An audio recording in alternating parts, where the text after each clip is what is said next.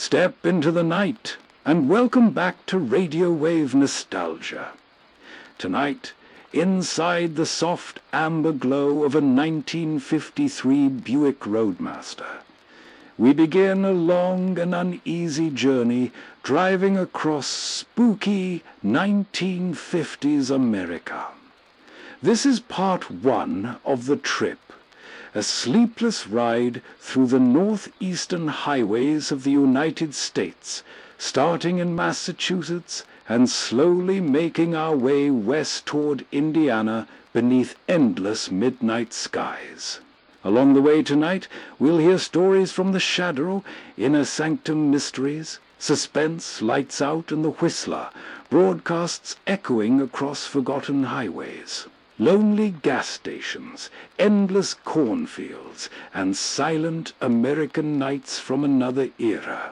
And now our journey begins in Massachusetts with The Shadow, and the story The White God.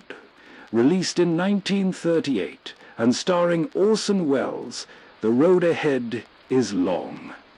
The fields beside the highway are empty and endless beneath the moonlight, and somewhere through the static of the radio. Tonight's first story is about to begin.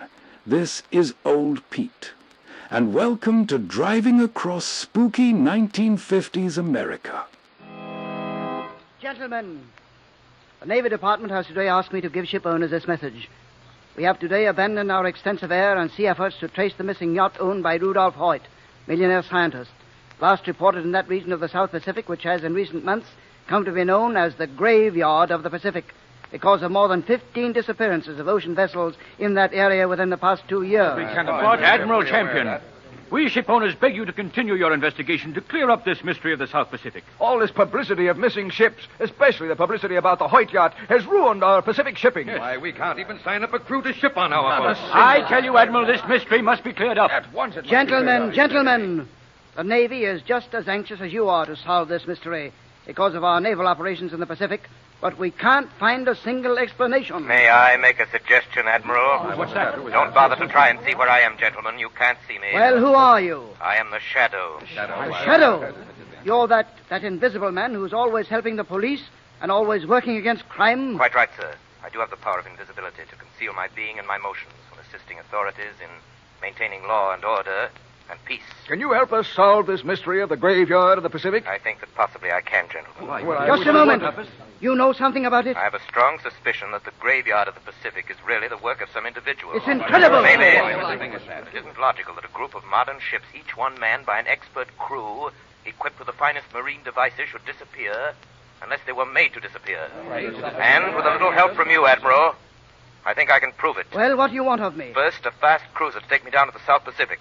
Second, an airplane to cruise around among the islands. But you insist you must stay as the Shadow? I'm sorry, sir, but my identity must remain unknown. Besides that, I feel that I will be of greater value to the venture if our enemies cannot see me. Very well. I think I can arrange it through Washington. How many will be in your party? A young woman named Margot Lane will be your visible passenger. I will be with her, but you will not see me. You will advise the crew of my invisible state as the Shadow and tell them to obey my voice, even though they cannot see me. Anyone else coming? No, just Margot Lane and the Shadow. Well, I hope that he's successful. I certainly hope that he's...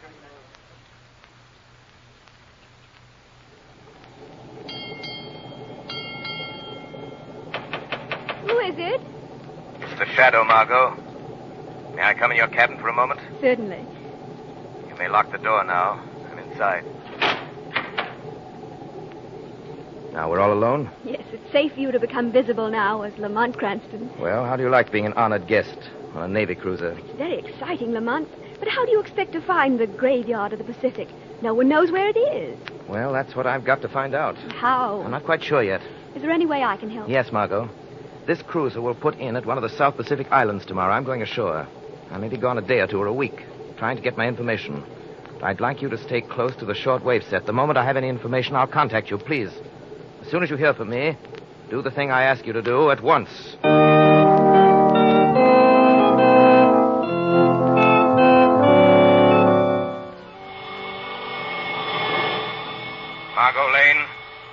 Margot Lane, stand by for orders.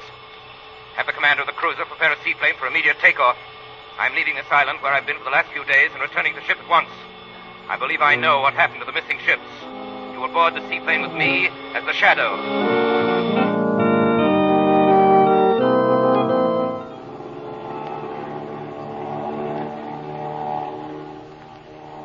Where is this seaplane taking us? Taking us to an island on which there lives someone the natives call the White God. A witch doctor told me about him. The White God? Yes. From the witch doctor's description, it's obviously a man who has managed to overawe the ignorant natives with elemental experiments in chemistry and physics, which he passes off as magic. Pilot, what made the plane lurch like that? I don't know, Shadow. There it is again. Something's tugging at the plane. Tugging at the airplane? Yeah. But the motors have gone crazy. I can hardly keep them going. Pilot, we're descending. Yeah, we're being pulled down. Look, we're heading toward that island. You're right, Margot. Look, the wreckage of boats. Crashed on the rocks. Deserted in those coves. This must be... Yes, Margot, the graveyard of the Pacific. Hey, look at the wings of the plane. The rivets are being torn out. Yeah, there goes a white ring strut. We're diving into the sea. Pilot, can you level the plane off? No, I can't. Level off or we'll all be buried in the plane at the bottom of the sea. Okay, get ready to jump. We're going to hit the water.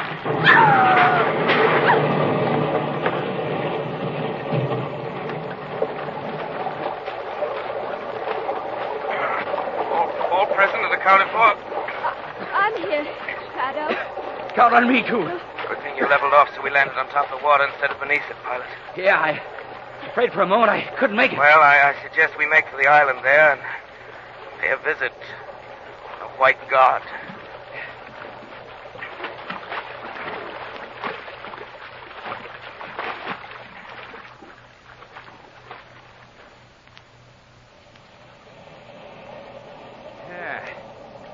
So this island is the graveyard of the Pacific. The wreckage of those boats convinces me that it is.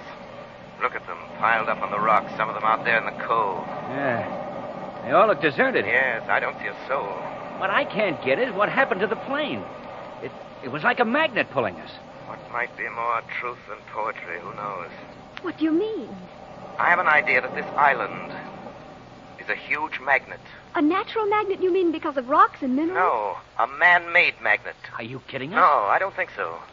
There's no natural magnet strong enough to attract ocean vessels and cripple airplanes. What, You see this hill in back of us? Yeah. Rises up like a sugar cone. I was noticing it from the air. There's a huge hole in the top of the hill. This must be an extinct volcano. I have an idea that it's been converted into a magnet.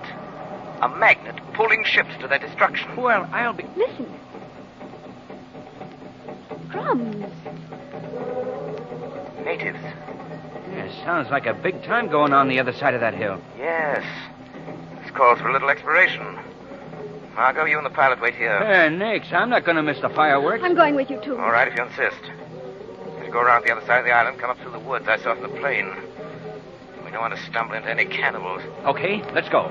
Let's hope they don't try to make a banquet off of us.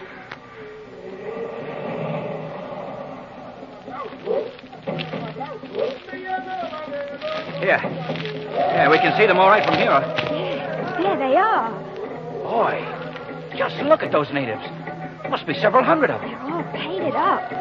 Judging from those fires and that feast laid out on the ground, they must be having some ceremonial. Look, at the top of the hill. Well, I'll be...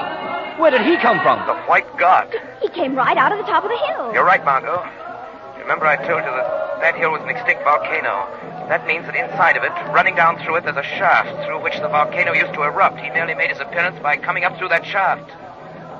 Say, the natives seem to think he's a god by the way they're acting. Exactly. He's made them think that he has some magic power by which he comes up right through that hill. Look. Holy smokes! The natives are carrying a white man up the hill to him. That white man is Rudolph Hoyt. Hey, look. They're setting burning torches to the guy's body. Margot. What is it? They're going to sacrifice Hoyt. Sacrifice him? Yes, a human sacrifice to the White God. Stop putting those torches against me. Stop putting those torches against me. Mr. Hoyt. Colin. Lloyd Collins. What are you doing here? Since being dismissed as your assistant from the university, Mr. Hoyt, I have become a god. A god? Yes. A white god here at the mouth of this volcano, able to perform miracles of magic, even to pull great vessels and liners from their courses to sea to my very feet. You recognize that magic, Mr. Hoyt? Recognize it? Of course I recognize it. It's the whole new application of the principles of magnetism which you stole from me. Harsh words to speak to a god, Mr. Hoyt. You must be punished for them. Burn him. Apply the torches to his body. Oh, for heaven's sake, Colin, stop him. Oh, stop him, Colin. Oh, stop this torture. The fact that you are sailing within range of my magnetic devices was sheer fate, sheer coincidence. But I am delighted to have the opportunity of receiving you and your colleagues. Oh, what have you done with my daughter? With the others from the yacht? You will join them presently. Oh, where are they? In the very bowels of this volcano, my friend. You mean you've thrown them down into the crater? Precisely. Oh, you fiend! I will not attempt violence, Mr. Hoyt. The natives resent having their god abused. And now I kill two birds with one stone. First, I remove you and become sole possessor of the secrets of my magnetic theory. My theory, you mean? And secondly, I satisfy the thirst of my subjects for a sacrifice. Seize him! Oh, no! Colin, oh, for mercy's sake, Colin! Throw him to the altar of the white god! Throw him down into the sacred volcano! Colin! Throw him in! Colin!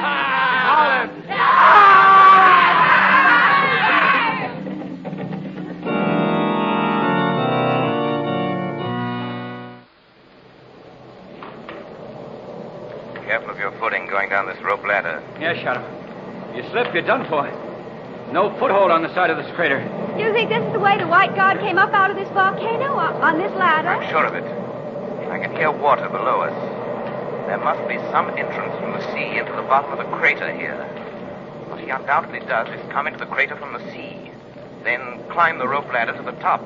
The natives think it's some hocus pocus. The primitive mind is eager to believe anything that savors of the supernatural. Wait a moment. What is it? Wires. Look. There are dozens of them embedded in the rock. The whole crater must be wired. I wonder for what? This must be the way he generates the magnetic force into the hill. Through these wires. You see, I told you this whole crater can be converted into a huge magnet. Yeah. I see the wires right here. Look out, don't touch them. Oh! Hang on to the ladder, Margot. Hang on to your life.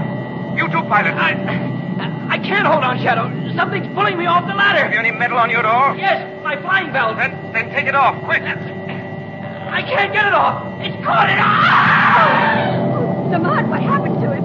Oh, please come out of the invisible state. We're alone now. I want to see you. I'm frightened. That flying belt. The magnetism in the mountain attracted it. It's dashed him against the walls of the hill. Oh. His touching the wire set the whole magnetizing mechanism going, Margot. We're inside a huge, monstrous magnet that'll pull everything metallic for miles around to destruction. Lamont, the vibrations are shaking me off. I can't hold on any longer. There's water down below. Dive into it, Margot. Maybe we can find a way to swim out of here. Dive, Margot. All right, Lamont. Good. I'm following you. Well, there must be a way to get out of here. Out to the sea. Better find it before the mountain crushes us to death, too, with its vibrations.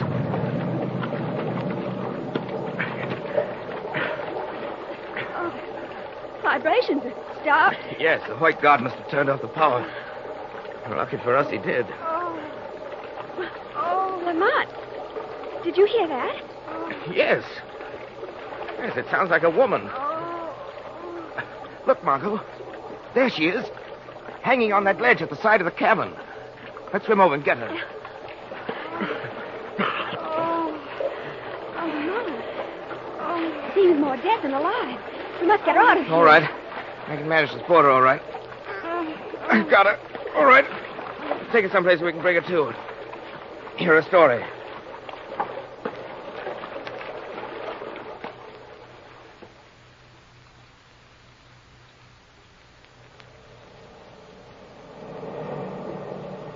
I believe in you, Mr. Shadow, although I cannot see you. Yes, I'm Rudolph Hoyt's daughter. I was supposed to be sacrificed like all the rest, but I landed on the water, and it broke my fall. Tell me, my father, do you know what whether... Is he? Yes. I'm sorry to say he's dead. Oh, Father. Miss Hoyt. Miss Hoyt, as long as that fiendish white god exists, that monstrous magnet at his command, not a soul, not a ship for miles around is safe. He must be destroyed. And I need your help to do it. I'll do anything. Good. Wasn't your father engaged on some research with new applications of magnetism? Yes. Had he completed them, magnetism would have taken the place of motors and steam engines and things. I thought so. Did he have any enemies in the world? Only one. A man named Lloyd Carlin, who used to be his assistant. Then the white god is Lloyd Carlin.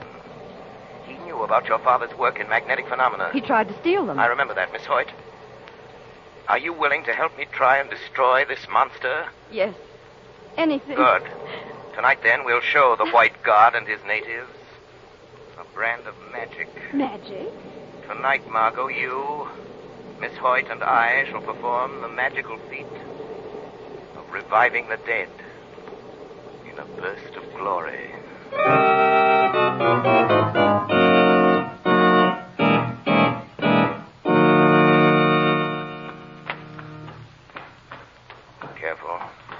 Careful on the steps of the ladder, Miss Hoyt. I am, Mr. Shadow. We're almost at the top. Good.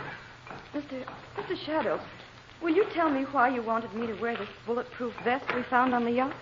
It's possible Carlin has a gun, and that vest might come in handy. Oh. And remember, a wooden boat is waiting on the shore by the woods. Run for it when I tell you. Yes, Shadow. Good.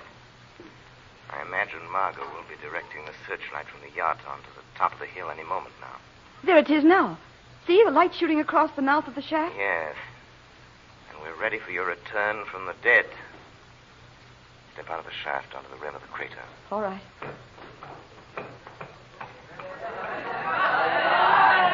Look, the natives have seen me. They could hardly miss you in that searchlight.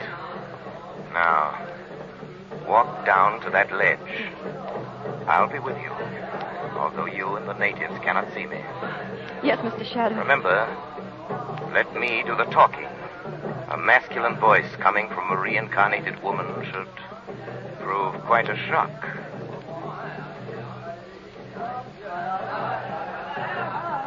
Hello there! Your voice has them all afraid. Just the effect I anticipated. Bring your white god to me, heathens. Let me challenge him for what he is. A vile and murderous imposter. Will the natives understand that kind of language? So, I think so. Carlin hears me. That's all I'm interested in.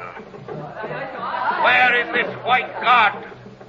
Come here, imposter, and be exposed before your master. Be exposed for what you are. Here he comes now, Mr. Shadow. Remember, don't be afraid, Miss Hoyt. No matter what he does. Greetings, Mr. Carlin.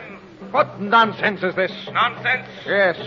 Your voice, Miss Hoyt. Yes, I lost my voice temporarily when you threw me down into the crater. And when it returned, it was the voice of a man. I'm in no mood for joking. You're hiding in the shadows and speaking for Elise Hoyt there. Who are you? Where are you? Tell me or I'll shoot. A waste of bullets. Shooting into the shadows, Carlin. I'll hit you. You think you can shoot invisibility? For shame, Carlin. You, a great scientist. Whoever you are, you can't stop me from destroying Elise Hoyt here as I destroyed her father. Come! Come, all of you! The girl must be destroyed in the sacrifice to the white god! Throw her into the crater! I say, come and destroy this woman! I am afraid your power over the natives is slipping, Carlin. Then I'll throw her into the crater myself. Keep away from her. Knock me down, will you? I'll Get up off the ground, Carlin. God shouldn't get so close to us. I'll kill you wherever you are. Look, my friends, look. The white girl returns from the earth where you threw her. Why? Because the earth is angry with the white god. He rejects his sacrifices. The girl is your new and only God. I am the White God. Watch, I'll show you with the fire from my gun. Watch and see how much of a goddess she is. You see, Colin, even gunfire can't destroy her. It must. Careful, Colin. Your native disciples don't like to be disillusioned about all your claims to power. I shan't disillusion them. You already have. First, Miss Hoyt returns from the all-destroying sacrifice. Then your gunfire fails to phase her. What other magic have you to hold your followers? I'll show you. Shadow, he's running up the hill. He's running to the top of the crater. Start his magnetizing device. We must stop him. I'll show you who's all powerful here. Shadow, if he starts that magnetizing device, we'll all be shaken from the crater to our death. Then run for your life, Miss Hoyt. Run to the boat. Go through the woods. Oh, but he's already at the top of the crater. Run for your life. I'm going to stop him if I can. Who's all powerful, my invisible friend? When my magnetic mechanism shakes you off the hill to the rocks below and crushes you. No, I touch the wiles and... I'm right beside you, Colin. I'm right beside you. You shouldn't have wasted so much time talking if you wanted to escape me. But you're too late. I started the magnet working. Rudolph Hoyt would have revolutionized all industry with this invention. Balls of steel would have taken the place of dynamos and turbines. Iron threads would have supplanted motors and engines. It was all my dream. My dream. But you concocted it all as an instrument of death and destruction. Used it to awe the natives who did your fiendish bidding against the unfortunate souls you lured here. The natives are coming to kill you, Colin. They'll throw you down the crater. But you and I, too. All of you. The power of the magnet increases unless it is turned off. It will vibrate the volcano until it crumbles to pieces. Do you hear me? You will die, too.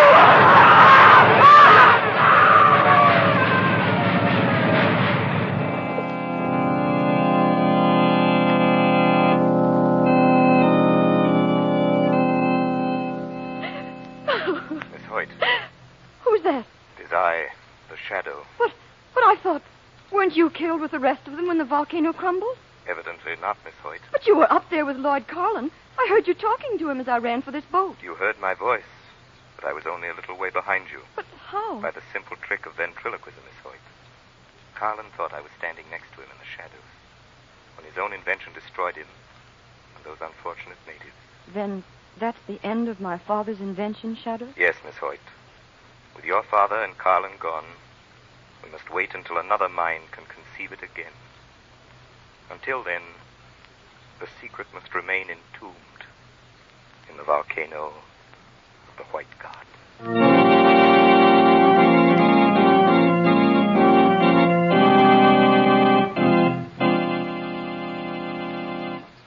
You have been listening to a dramatized version of one of the many copyrighted stories which appear in the Shadow.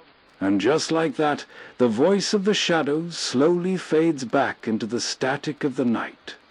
Somewhere behind us now, Massachusetts disappears into darkness beneath the moonlit highway as the Buick continues west through the sleeping northeast. The road grows quieter, emptier, and stranger.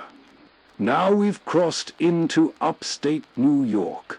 The interstate stretches endlessly ahead in a perfectly straight line, while identical streetlights and evenly spaced forests drift past on both sides of the road like something repeating over and over in the darkness. And coming through the speakers next tonight is Inner Sanctum Mysteries and its eerie 1944 broadcast. The Skull That Walked. So settle back into the passenger seat. Keep your eyes on the road ahead. Listen closely as tonight's journey through spooky 1950s America continues.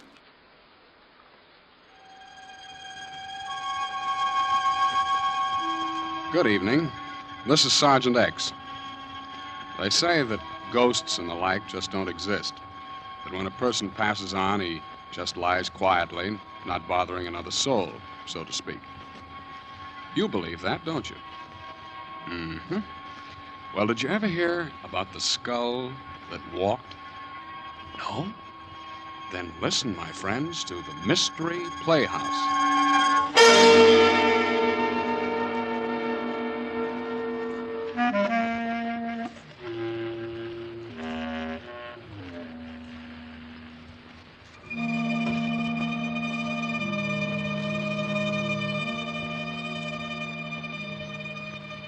I guess superstition's a pretty hard thing to down completely, isn't it? I mean, under certain circumstances, almost anybody can get the creeps and get them good. I guess most of us are a little bit afraid of the unknown. For instance, taking a midnight stroll through a graveyard isn't exactly your idea of fun, is it? And I don't suppose you'd particularly go into ecstasies if you happened to witness a good gory murder, either. Well, there's a fellow I know who thinks this all comes under the heading of good, clean fun. His hobby is horror, and he likes to tell stories along those lines. I think he has one for you right now. Wait till I try this door here.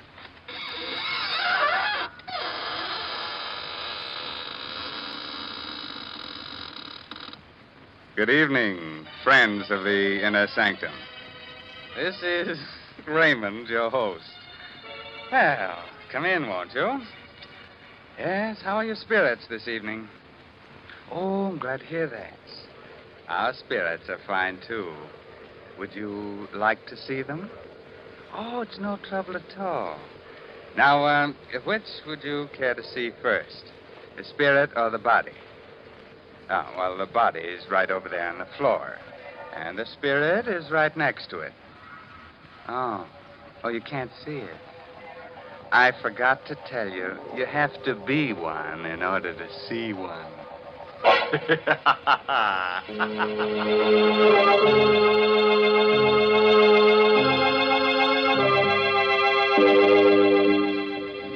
Shall we get started?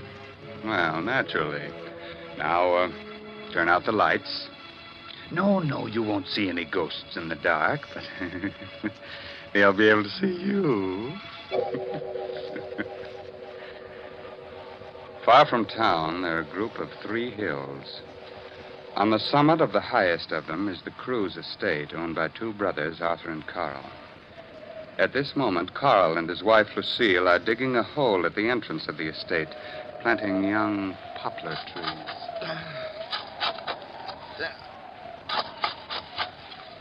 Carl, I think it's deep enough. Oh, I think we ought to go a little deeper down. Oh, here comes Spears. You're digging? Yes, we're going to plant a whole row of Lombardy poplars. You mean right here? Yep. We're going to line both sides of the road. Well, perhaps you'd better let me do it. I'm your caretaker. I should do the gardening. Spears, you look upset. What's the matter? Well, where you're digging is an old Indian burial spot. There's a curse on it. Oh, don't worry about it, Spears. You don't believe it? Of course not. Lucille and I don't go in for superstition. Yes, but it's no superstition, sir. It's... You hit a rock. Oh, that sounds like a rock. It's a little hollow. Oh, dig it up, whatever it is. Yeah. What? Carl! It's a skull. Yes. A skull. Spears is right. This place must have been an old Indian burial ground. Please put it back. No, keep it. Carl, perhaps you'd better put it back. No. Please bury it again, Mr. Cruz.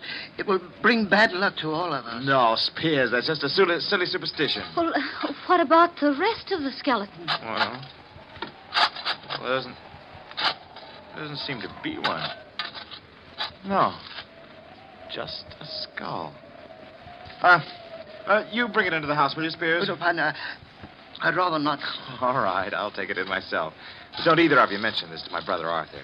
He's terribly scared of things like this, and he's just gotten over his nervous breakdown. Carl, perhaps you should put the skull back. Why, Lucille, you're not being taken in by this hokum about curses, are you? Oh, that sounded like my wife, Mary. She was cleaning the windows. Good heavens. fell out of the window. Mary. Well, she's unconscious. Please do something. You must do something. I'm afraid there's nothing we can do, Spears. She hit her head against a rock. She's dead.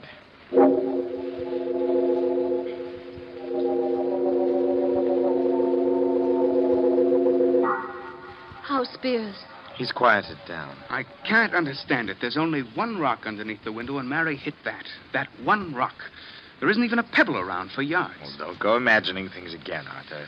Spears kept talking about a curse. Spears believes in pixies and gremlins, too, don't forget. Well, I feel rather funny about it all. Oh, Carl, maybe you'd better switch some more lamps on. This living room feels gloomy. Oh, let's cut this nonsense out. Wait. You hear anything? Oh? I don't. Yes. Something is coming from the ceiling. What's coming from the ceiling? I don't hear... What is it? It must be the beams. They sometimes do that from the heat. It's not the beams. It's too regular a sound. What room is directly above us? It's an old bedroom. We use it as a storeroom now. It hasn't been open in years. There's something up there. Of course there is. A lot of old things from years back, Lucille. Did you put the skull in the storeroom? Yes, I did. What are you two whispering of? It's coming down the stairs. We'll take a look and settle this. So far. Look! At your feet, Carl. The skull. How did it get down here? It came down the steps. Seems to be looking up at us. A skull. How did it get into the house? Carl found it while digging.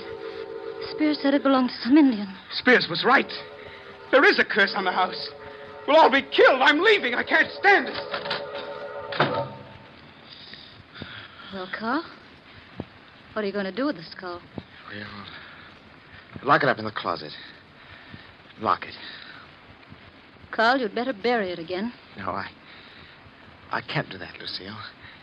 If I do, it means I believe in all this tommy rot about ghosts. Well, then suppose you tell me how a skull could open a door and then come bouncing down the steps. I don't know. Maybe someone's playing a trick on us, dear. What happened to Mary was no trick, Carl. Nor is this, and you know it. Well, whatever it is, I'm not going to bury it. We'll keep it locked up in the closet. Oh, Mr. Cruz. Yes. What is it, Spears? Well, it isn't my place to tell you, sir, but You're referring to the skull, aren't you? Yes, sir. Well, it won't bother us anymore. The whole thing's some queer trick. I've got it safely hidden in this closet. I'm putting a lock on the outside. But the lock isn't going to do any good, sir. It will break through the door, just like the last time. I don't think anything like that can happen again. I'm the only one that has a key to this lock. If the skull wants to break out, you'll have to come to me for the key.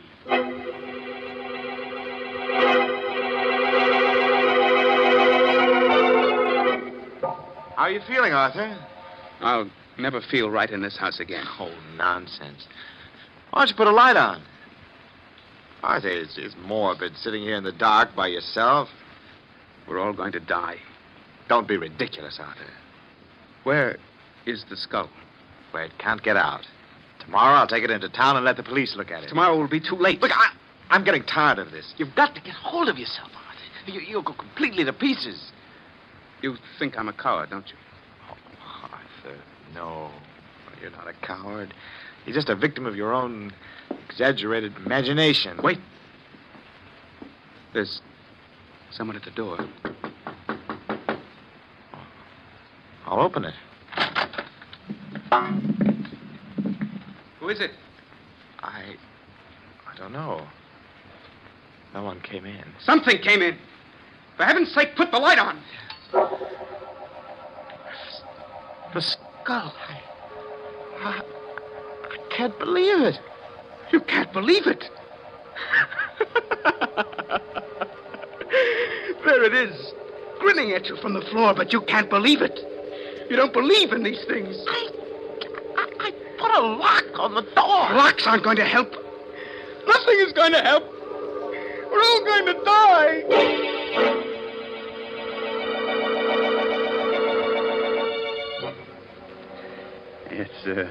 It's an hour later now. Arthur has gotten over his hysteria, but he is still terrified. I'm not going to spend another night in this house, Carl. But, Arthur, there's got to be some logical explanation. I'm not in the least bit curious. I just want to get out of here tonight. I'm going to go with him, Carl. Lucille. Well, perhaps we'll bury it again. We'll put it back in the same place we found it. That won't do any good. It's too late now. Don't be ridiculous. If it wants anything at all, it wants to get buried again. I'm sure all this mysterious business will come to an end as soon as we bury it. The house won't ever be the same. Oh, stop it. Both of you. You're acting like a couple of scared children. We'll put the skull back where we found it, and we won't be bothered by it anymore. Spears! Spears! Yes, Mr. Cruz. This skull. Let's take it out, bury it in the same place where we found it. Oh, I'm glad you reconsidered, sir. It's the only way.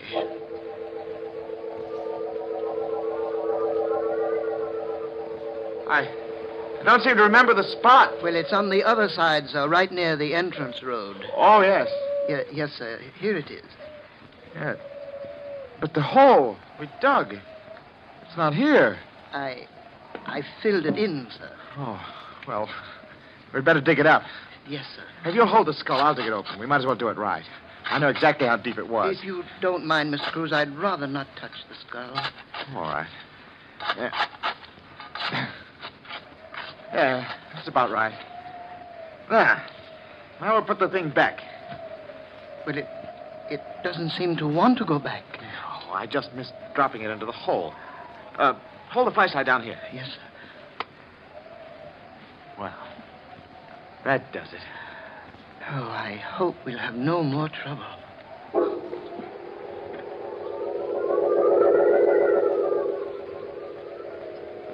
Well, Carl, did you bury it? Yes, same place. That's all. Forget about it, shall we? Maybe it's easy for you, Carl. But I won't forget about it for a long time. Neither will I.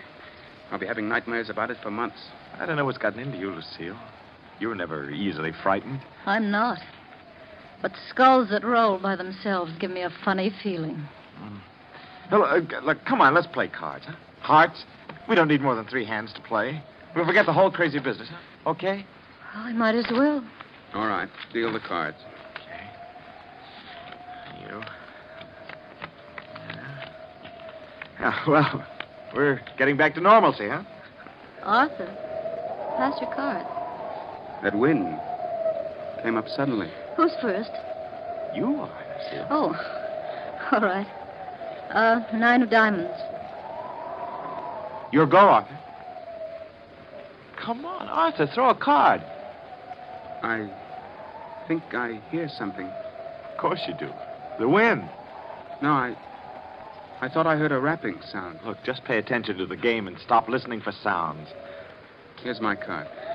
You threw a club, diamonds, the suit. Oh, I'm sorry. Did you hear that? What was that? It's only the wind blowing the shutter. Oh, come on, let's play.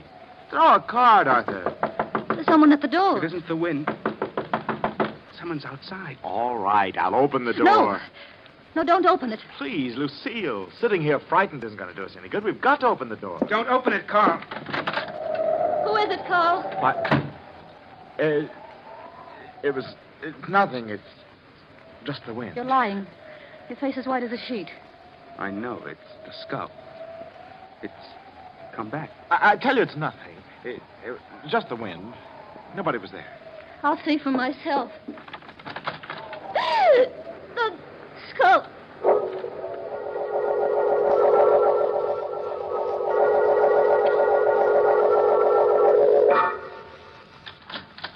Oh, Mrs. Cruz, I didn't hear you knock. I didn't.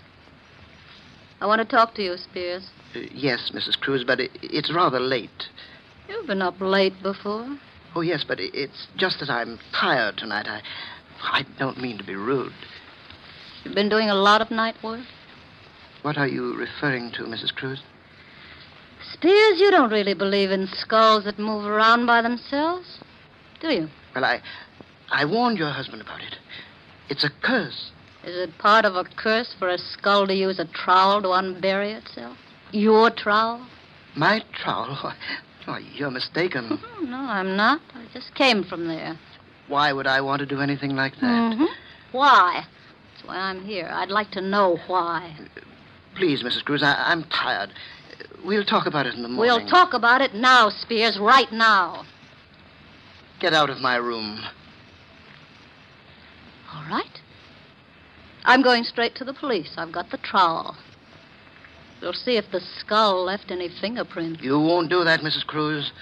Oh, yes, I will. All right, Spears, just sit right where you are. I'll shoot. Oh, please. Put the gun down. Start talking. Why, it's all a mistake. If you don't start talking, I'll shoot. In self-defense. Did you dig up that skull? Why, I... Did you? Yes. Yes, I did. And you rolled the skull down the steps. The first night it was in this house, didn't you? Well, it was only a joke. And you also managed to open the closet. Yes, but I... Whose skull is it? I don't know. You're lying. That skull has something to do with you. I checked up on it. Your first wife disappeared. Perhaps the police can identify the skull. Oh, please, don't go to the police. Well, it was my first wife, Jane. I killed her.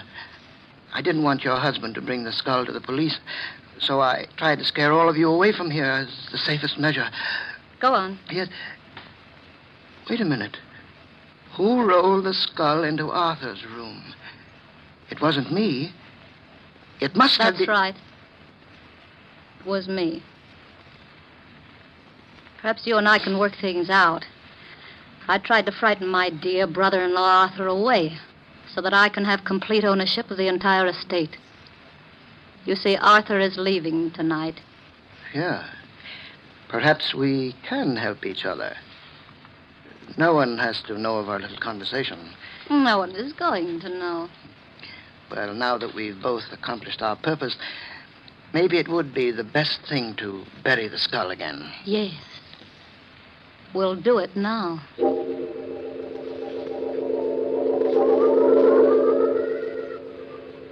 Well, here we are.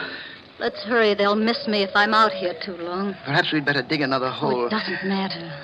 Will you hold the skull? No, I'd rather not. You haven't suddenly gotten squeamish, have you, Mrs. Cruz? Put the skull in the ground and dig that hole. Oh, all right. What's the matter? The skull. Look at it. What about it? It's moving. Can't you see? Well, it is just the wind pushing it. Hurry up. There. Yes, there. It's deep enough now. Hand me the skull. Oh, I forgot. You won't touch it. All right, I'll get it myself. What's the matter? My hand. I can't get my hand out. The jaws clamped down. Your hand. Please, help me. You've got to help me. Do something. You've got to do something. It won't let go. I can't. Oh, please, Jane. Jane, darling. I didn't mean to kill you. You're my wife. I didn't mean it. It was an accident. Please believe me. I'll do anything. Anything. Oh, no. No, Jane. Oh.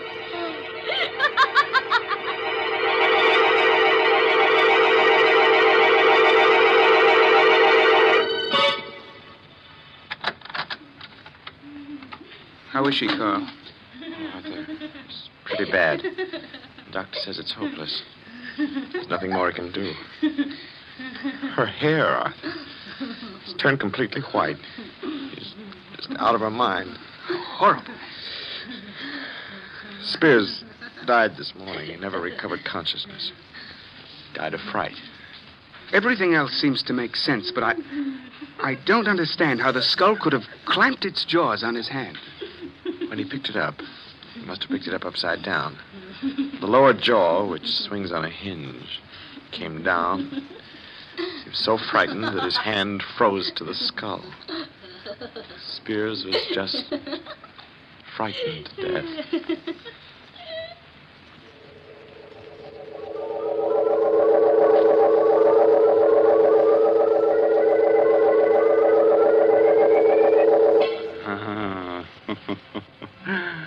I want that skull. Yes, sir, I want it as a knocker for the inner sanctum door. Good night. Pleasant dreams.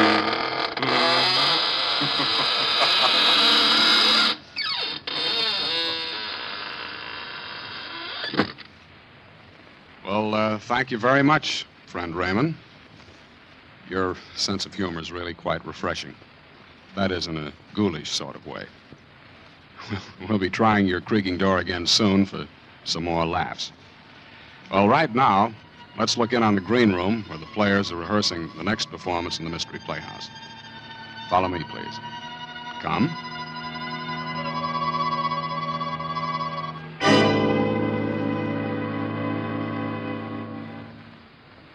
What a crowd. Say, Dexter, how's it feel to be both a spy-catching hero and a prospective bridegroom at the same time? At the moment, it feels like being the 13th sardine in a tin built for 12. The doghouse is always like this. Hey, finish your story, Stanley, about Dexter reporting the German agent. That, what's his name? Quartz. Quartz, huh? Well, Dexter here figures that Quartz is up to something, so he tips off the FBI. Hey, you guys, take a look at that gal in the black dress. That's fine talk for a guy who's about to get married. Well, go on, Stanley.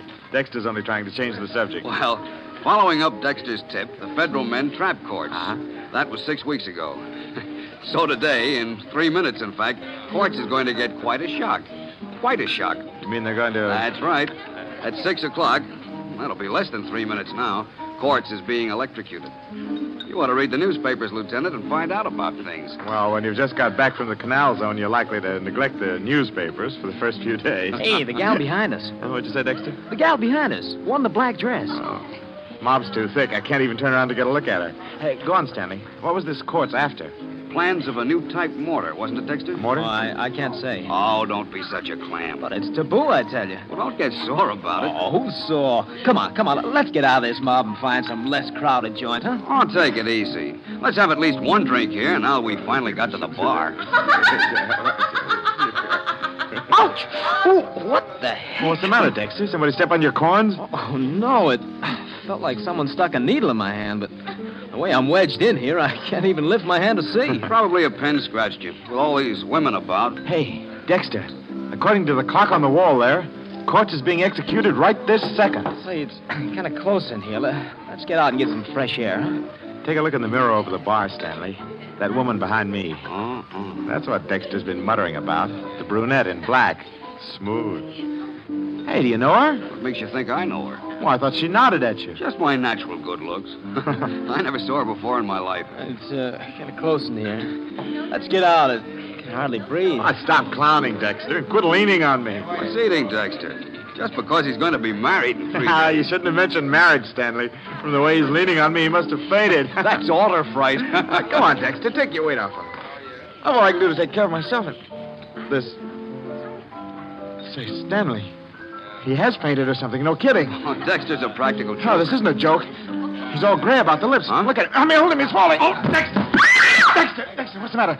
Dexter. Lieutenant, is he all right? What's the matter with him, mister? Is he all right? No, he isn't. I think he's dead. Oh, it's impossible. Is there a doctor here? Open his collar or something. Just don't let him lay there. Come on. I'll be right there. Over here, Doc. Back up, please. Let the doctor through. Lieutenant, what on earth's happened? Mr. Doctor, maybe he can tell us. Hey, Doctor, right over here. Ralph, here, let's have a look. Oh, help me turn this man over. Sure. There. Looks like he's been suffocated. Doctor, is he dead? Oh, yes, he's dead, all right. He can't be. Only a minute ago, he was standing here talking with us. He said something about somebody sticking a needle in his hand. What's that piece of black paper on the back of his right hand? Yeah, what? Don't touch it. Don't touch it. It's thin black cardboard. Perfect circle about 1/4 inch in diameter. With a tiny hole in the exact center. Well, that's a funny. There's a small puncture in the skin on the back of the right hand. Right over the place where this circular piece of cardboard was. A drop of blood caused the cardboard to adhere to his hand. Somebody better call the police. The police? Why? Because it looks as if your friend here has been murdered. But Dexter couldn't have been murdered. I was standing right beside him all the time. No one's to leave. Everybody stay right where you are. And you over there, call the police department and ask for homicide.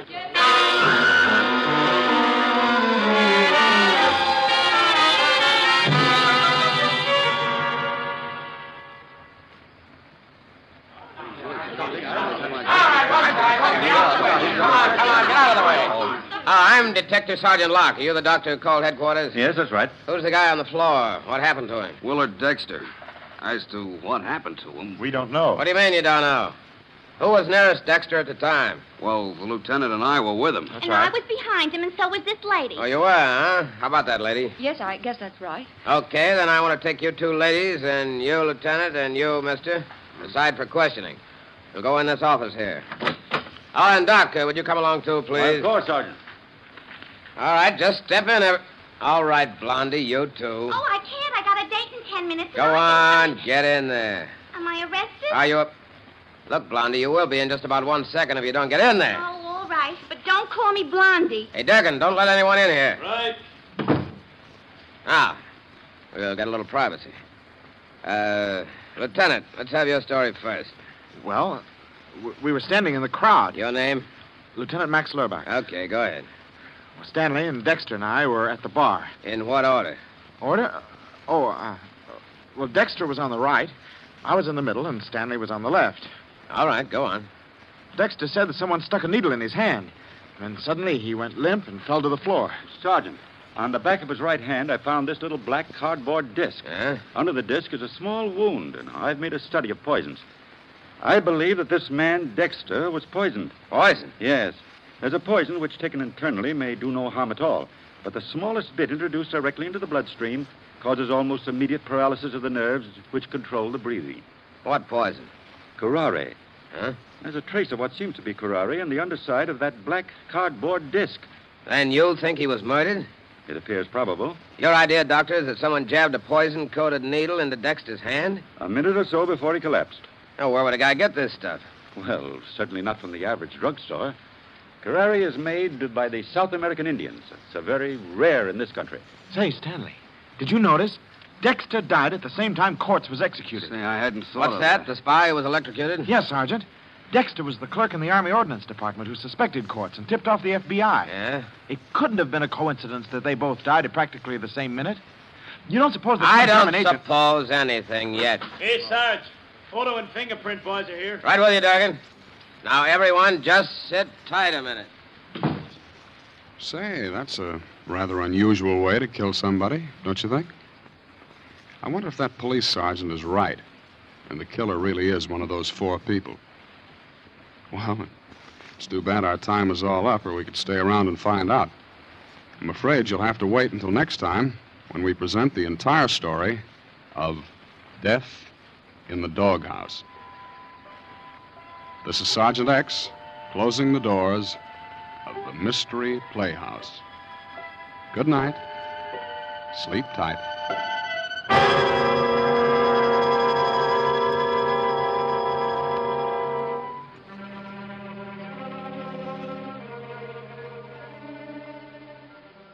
And now the strange voices of inner sanctums slowly disappear into the static behind us as we leave the endless highways of New York behind.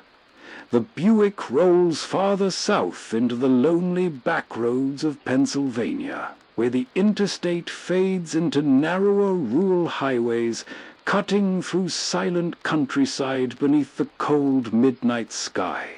And next tonight, coming through the speakers from 1943, is Suspense, with a story called The Night Reveals. So keep your eyes on the fog ahead, and listen closely as the road through Pennsylvania grows darker still. Go ahead, tell us the story, Mr. Jordan. Might help to get it out of your system. Yes. Go ahead, Harry. What? Tell it here, Marie, in front of you? Sure, I can stand it if you can. Well, all right. I'll tell it from when I first began to know, for sure, 2 weeks ago. I should have known before that something was wrong. I should have known by her eyes. There was a queer look in them, staring at me one minute and avoiding me the next. Well, I came home late one Monday night. They were asleep, my son Johnny and my wife here, Marie. I lay in bed reviewing my day's work. You see, I'm an investigator for the Herkimer Fire Insurance Company. And while thinking about the fire on 2nd Avenue, I fell asleep. Suddenly, I was sitting bolt upright, wide awake, with a strange feeling of being alone in the room. I looked towards Marie's bed. It was too dark to see. I called, Marie. Marie! There was no answer. I got up and walked to her bed. The quilt was bunched up. I pulled the covers down. The bed was empty. In the bathroom. No, she wasn't there. And not in Johnny's room either. Johnny was alone. Marie wasn't in the apartment.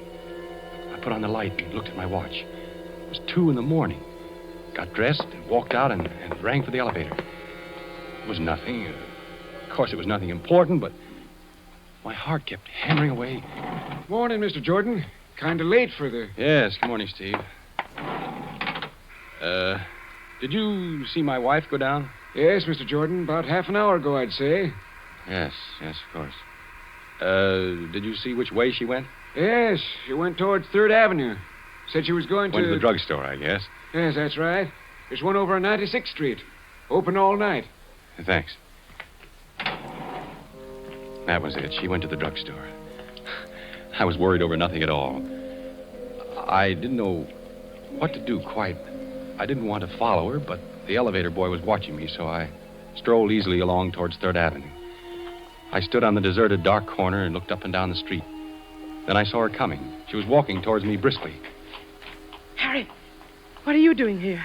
Well, I got up and saw you were gone, and I couldn't sleep. I had a dreadful headache, so I decided to go down for some aspirin. Yes. Yes, of course. The drugstore on 96th Street. But you were coming from 98th Street. I took a little walk. I thought some fresh air would do me some good. Yes. It is a nice night. I've only been gone about 10 minutes. Steve says you were gone about a half hour. It was only 10 minutes. What time is it now? 2:35. I've been out for almost 15 minutes. Oh, it's more than... It was 15 minutes, no more than that. Yeah. Yeah, I guess so. Everything seemed all right. Still, I felt something was wrong. We got into our apartment and we both went to bed. For a minute or so, we said nothing. You've been working hard, Harry. Don't you think you ought to take a week off and sort of rest up? Oh, I feel perfectly all right, dear. There's nothing wrong with me. Listen. A fire. A fire. Yes, not far. Over east a couple of blocks. By the river, I'd say. That's my district. A fire. Oh, what the... Hello. Hello, Harry. I'm sorry to wake you in the middle of the night. There's a bad one over near you between 2nd and 3rd. Maybe a total loss. Between 2nd and 3rd, Mr. Parmenter? An apartment building? Yeah, 98th Street, 340 East 98. I called you because I'd like you to go there direct first thing in the morning instead of coming to the office, okay? I'll meet you there. Okay, Mr. Parmenter. Good night. A fire? On 98th Street? Yeah. I couldn't see Marie in the dark. I knew she was staring at me. I was very tired. Good night, Marie. Good night, Harry.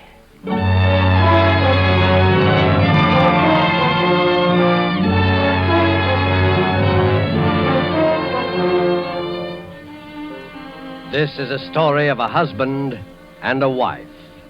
In a moment, as the story continues, we shall learn how they came to know that death was living with them.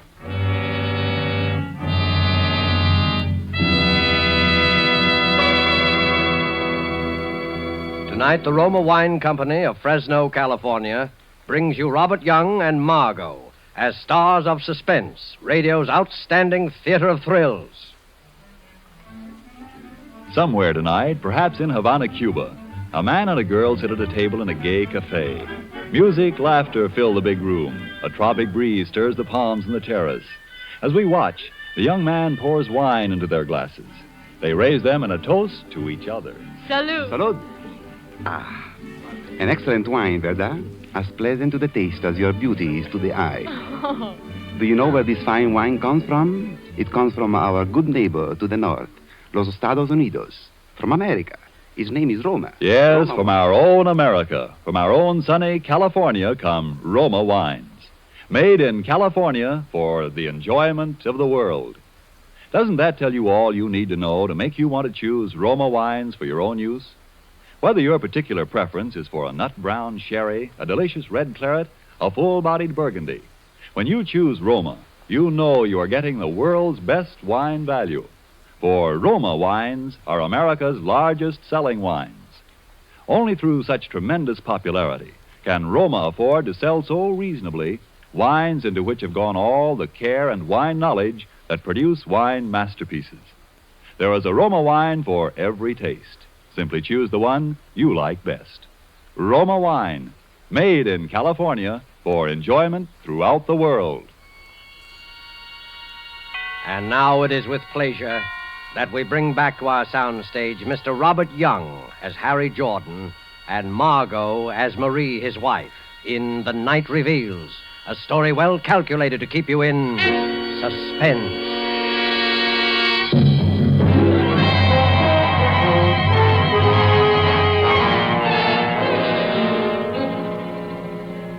Go on, Mr. Jordan. Well, gentlemen, the next morning I went over to 98th Street to inspect the remains of number 340 and to see if there was evidence of anything suspicious about the origin of the fire. Mr. Parmenter was there. Well, there it is. Gutted. I guess we'll be paying off on this one, all right. Yeah, completely burned out.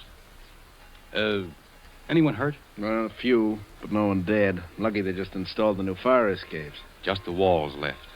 That fire must have been quite a sight in the height of its glory. Yeah, quite a sight. Man, those walls look pretty bad. They might collapse almost any time. And the building will have to be raised. That fire did a good job. Oh, here's the commissioner. Hello, Parmenter. Jordan. How are you, Mr. Morale? You know anything about the fire, Commissioner? No, not a thing. Well, we'll take a look. I wouldn't go in there, Jordan. Those walls are pretty I bad. can take care of myself. Maybe you better not go inside, Harry. Don't worry about me. I know fires as well as anyone.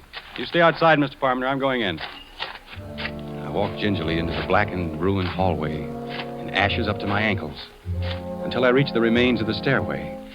Underneath were several baby carriages, just twisted pieces of metal. A burned fragment of something fell nearby. Come on back, Jordan. I'm all right. I poked around the carriages, sifting through the clean, fine ashes. Something caught my eye. A glob of yellow metal. I picked it up. Then I worked my way out. Going through, isn't she? Yep. Clean through. Nothing left of her. Did you find anything, Harry? Nothing much. The fire started in the hallway, all right. Cellar's untouched. Fire works its way up. What's that in your hand? Well, that is just a piece of metal I found. Here. I just picked it up for my kid. He likes shiny things. What do you think, Commissioner? Probably one of those gadgets they have on baby carriages. No, I guess you're right. It isn't anything. But it was something. I had run my fingernail across this glob of metal. It looked like gold. I decided to examine it in detail at home.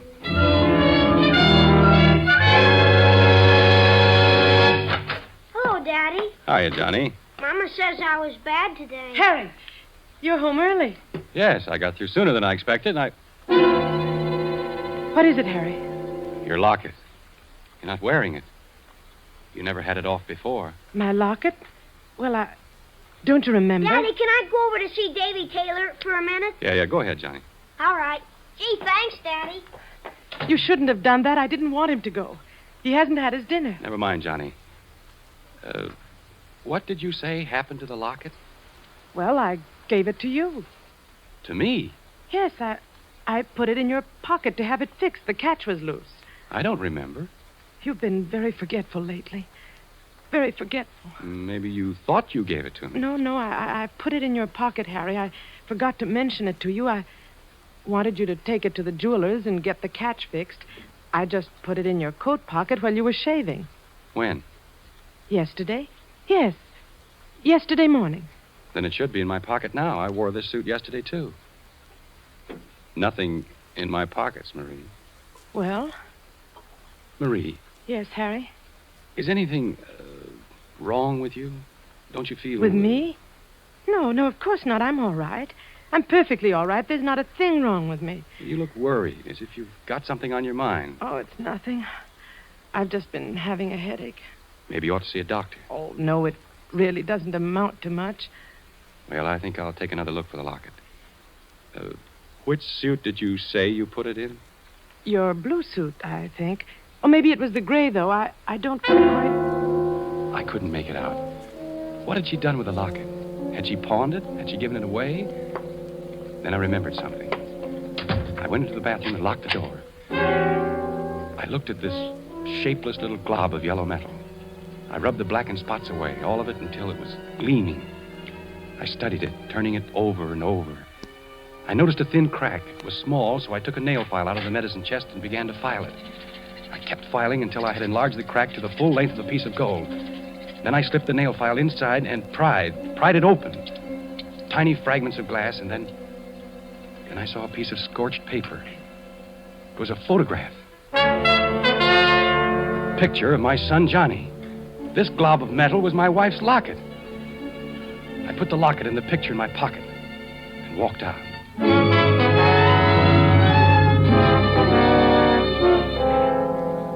For the next hour, I sat trying to read a book while Marie busied herself, first feeding Johnny and then helping him with his homework.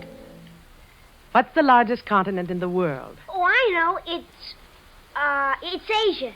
And the next largest? Oh, that's easy. Africa. It's full of jungles. That's where Tarzan lives. Isn't it time for Johnny to be in bed? Oh, yes, I had no idea it was so late. Run along to your room, Johnny. I'll be in a minute. All right, Mother. Good night, Dad. Good night, Johnny. Sleep well. He's getting along very well in school, except for arithmetic. He seems to be having a little trouble. Oh, Johnny will be all right. Yes. Johnny will be all right. I know he'll be all right. I watched her. She seemed very uneasy. I walked over to my pipe rack where I kept several books of matches in a jar. There weren't any there. All this time, I knew she was watching me closely. I looked behind the rack. There wasn't a match around. What the devil happened to all my matches? I have a match here. Let me light it for you. Did you take the matches out of the jar, Marie? Well, Did you? Yes, I needed them in the kitchen. Shall I light your pipe for you? No, I'll light it myself. I picked a match out of the booklet. It was a clean white match with a green head. I struck it against the side. The match sputtered up into a yellow flame, fringed on the bottom with blue. Marie stared at it till I felt the sharp bite of the flame on my thumb. Would you like a cup of tea, Harry? No, dear, I don't think so. I watched her. Her hand casually brushed along the table and picked up the matches. Marie! Oh. Leave the matches on the table. I need them. I'm rather short of matches, and the pilot light isn't working. Is this the only book of matches in the house? I'll have to get some tomorrow. Where are you going, Harry? Get a drink of water. No. I'll get it for you, Harry. Never mind, Marie. I'll get it myself. I went into the kitchen. There was a paper bag alongside the gas range. Matches. All thrown in, helter-skelter. Books of matches and safety matches, all mixed together. I walked back and sat down in my chair. She sat a few feet away, torturing a handkerchief. She looked so helpless and terrified that my anger passed away. Marie, you've been having headaches lately. Perhaps you ought to see a doctor. You haven't been looking too well. I'm just tired. It's nothing serious. Look, how would you like to go away for a few days? Take a vacation. I'll get a maid to take care of Johnny and me. It'll do you a lot of good. No, I don't need a vacation. There's nothing wrong with me, but, Harry, there is... Yes? There's nothing the matter with... You were about to say something else. I've got to go into Johnny's room and see that he's covered. He always throws the covers off. I sat there looking at the door. Then I glanced about the room. There was the pack of matches lying open on the table. I closed the cover, and my eye caught her purse lying nearby. It was bulging. Harry! Well, what's the matter? My purse! Yes, your purse. Here, look. See, the handle's loose. And it's full of matches. A dozen books of them. And these newspaper clippings. Give it back to me. Why are you saving these clippings? Why do you carry matches with you? I bought the matches in a store. They were a dozen for 5 cents. These clippings, look here. Fire on 112th Street causes severe damage. And these others. Why are you saving these clippings, Marie? There's nothing wrong in that. I'm interested in your work. I intend to keep a file on fires. It'll help you in your work. Well, that's very considerate, Marie. Oh, Harry. You're so good. Why should this have to happen to us?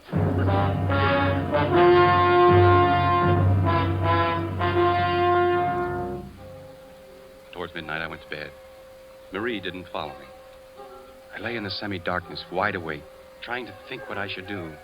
I couldn't collect my thoughts. Every time I closed my eyes, I could see the flame of the match, yellow and blue, crawling along the matchstick. Then Marie came in with a cup of steaming liquid. drink this, Harry. It'll help you sleep. Oh, what is it? It's cocoa. It's very good for you. I'm not the one that's having trouble falling asleep. We both couldn't sleep last night. I'm taking some of this myself as soon as I go to bed. All right, leave it on the nightstand. Be sure to drink it while it's hot. Yes, Marie, I will. Good night, darling. Good night, Marie. Cocoa. Then suddenly I knew. I looked around quickly for something to pour it in. There was the radiator pan. It was empty. I poured the cup of liquid into it. Then I lay back and waited. Waited for her next move. About a half hour later, I heard the door open softly and Marie tiptoed towards my bed. Harry. Harry. Are you asleep? I didn't answer, but breathed evenly. She hovered for a moment over me, then she tiptoed out, carefully closing the door behind her. I dashed out of bed and hurried into my clothes. Quickly, I poured the liquid from the pan into a bottle and put it into my pocket. Then I grabbed my coat and followed her. I rang for the elevator. She had only a few minutes headway. I would catch up to her easily, and then we'd have a showdown. Steve looked at me with controlled amazement. Hello, Steve. Hello, Mr. Jordan. My wife went down a moment ago, didn't she? Yes, Mr. Jordan. Just took her down. She went towards 3rd Avenue, didn't she? I think so. She sort of stopped me for a minute and then turned towards 3rd. Had to get back to the elevator because you were ringing. When I reached the corner, I looked up and down 3rd Avenue, and I saw her. She was walking north. I crossed to the other side of the street and followed her, keeping at a distance. At 98th Street, she turned east. Down the middle of the block was the remains of last night's fire. She paused in front of the gutted building for a long time, just stood there, looking at it. Then she walked inside. I waited for a few seconds and then followed her. It was pitch dark in the burnt-out hallway. Ahead of me, I could see the glow of a match. Then I saw what she was doing. She was collecting the charred debris near the baby carriages. How foolish. There wasn't anything that could burn there now. She lit another match. I watched the flame light up her face. A face so intent upon her work that she didn't hear me approach. Marie? Who's there? It's me, Harry. Harry, why did you... Come along, Marie. We'd better get out of here. The police. I took her hand, and without a word, she came along. We walked home in complete silence. We both knew. When we came to our apartment house, I stopped and rang for the elevator. In the light of the hallway, I could see her face. My wife's face. Ashy gray. Her eyes bright and painful. You run upstairs, Marie. I'll be along in a minute. Harry, where are you going? I'll be right back. Please, Harry, don't do anything. You run along, Marie. You're not going to... No, I'm only going to the drugstore to get something. I'll be back in a few minutes.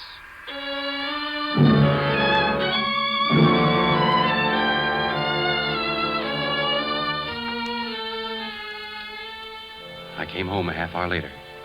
She was waiting for me. Did you do it, Harry? Harry, please tell me. I've got to know. I had the cocoa you gave me analyzed. I'm sorry. I had to do it. Don't you see? I couldn't help it. It was very easy for the druggist, especially when I told him what I thought was in it. Sodium amytal. That's the stuff that makes you sleep through an earthquake. Please try to understand, Harry. You must understand. Is the kid asleep? Yes, Johnny's all right. I was sorry for Marie.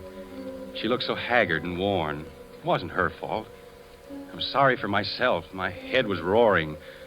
I wasn't feeling too well. Kept seeing sparks in front of my eyes. I closed my eyes for a moment. Let's go to bed, Harry. Marie, we can do something. Let's burn up every match. Every match in the house. We'll never bring another match in here. No, Harry, we can't do that. You don't want to? No, Harry, not now. See, this is the first book. It's turning black. We'll do it with every book of matches. It's no use, Harry. Strange, isn't it, that this should happen to me? Me, a fire inspector. That's funny. Give me the matches, Marie, all the matches. No, I can't do it. I won't. Give them to me. Please don't take them. I'll do anything you want, anything. Where did you hide them? Tell me, where are they? Inside the range, behind the paper bag. I dropped her hand and she sank to the floor in a huddle, weeping. Then I went into the kitchen and got all the matches. By now, my anger was cooling off. Look, Marie, look up. See? I'll light each book of matches, one at a time, until they're all gone up in smoke. The yellow flame licked its way down the matches. The cover caught fire and blackened. I watched her look at the flame with dazed eyes. Listen, Harry, do you hear? Just someone in the hall. Oh, it's more than someone. Something's happened. Something has happened. I'll take a look. Hey, Mr. Jordan, the house is on fire. The house is on fire. Yes, Marie, wake up Johnny. Johnny! We'll have to hurry. The flames are coming up the stairs. There's an upward draft. What's the matter, Mother? The house is on fire. We've got to get out, Johnny. Come on. It's too late to go down. We'll have to go up through the roof. I've hurt my leg. Come along, Johnny. Mother, wait for Mother. She'll come along. No, I want to wait for Mother. It's all right, Johnny. Go along with Daddy. I'll follow you. No, I won't go. I won't go without you, Mother. Hold on to my arm, Marie. Come on. Give me your hand, Johnny. Don't be scared. The fire won't hurt you. It won't hurt you at all. You're safe with me.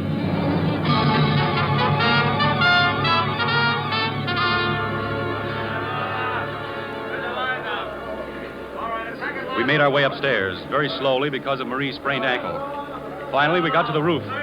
There were some firemen on the next roof. About 10 feet separated the two buildings. Don't get panicky. We'll get you off safely. Are we going to have to jump across, Daddy? Because Mother won't be able to jump. Her foot. It's all right, Johnny. Don't be scared. They're putting a board across the two roofs. We'll just walk across. All right, now. One at a time. Tie the rope around you and come across. Johnny, you go first. Don't be afraid. There. Now, the rope will hold you in case you slip. Mother, you gotta go first. I'll go right after you, Johnny. You promise? Go ahead, Johnny, and others will follow you. Don't turn around. Keep walking. All right. Kid's safe. Now you, lady. Be careful, the board. Hey, the board slipped off. Hurry, one of you guys, get another board. Mother! I want my mother. Your mother's gonna be all right, kid. You pushed the board off, Harry. I saw you do it. No, I didn't, Marie. I didn't. All right, lady. Just tie the rope around you. Don't be afraid. Don't look down. Ready? Okay, boys. She's all right. Now you, mister. That's right. Tie the rope around you. Okay. All set? Okay.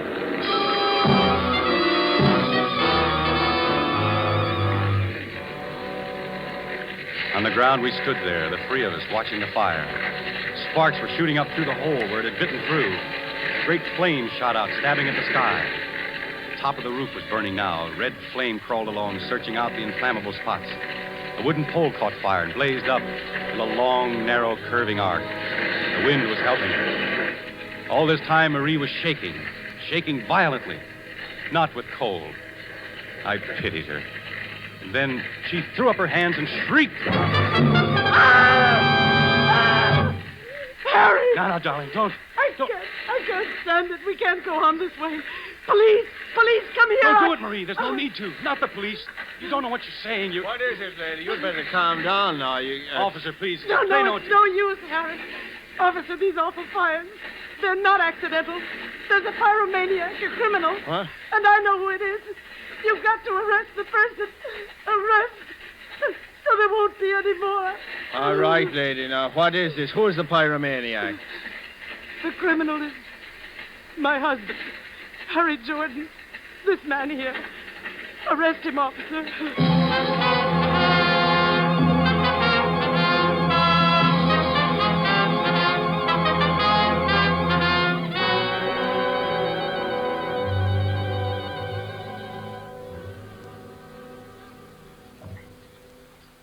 Well, that's about all there is to the story, gentlemen. Then I was brought here. Must have sounded kind of, painful for you to hear it all over again, Marie. No, it was all right, Harry. I wonder, I got a cigarette. Could I? No, I'll light it for you, Harry. You don't have to worry. I won't try and keep the matches here. She's been awfully good to me, gentlemen. You'll take good care of her, won't you? She tried everything to help. She hid the matches so as to keep them from me. She even tried to give me sleeping pills so I wouldn't. It's all right, Harry. I'm sorry about the locket, dear. Must have fallen out of my coat when I was in that building at 98th Street. It's all right, Harry. You can buy me another one sometime. You can't blame anybody for liking fires. It's not their fault. Fires are beautiful to watch. So bright and clean. They burn up all the filth and dirt. And they're magnificent to watch. Especially the big ones. The way the flames roar and crackle, lighting up everything around you. The beautiful fire. The beautiful fire.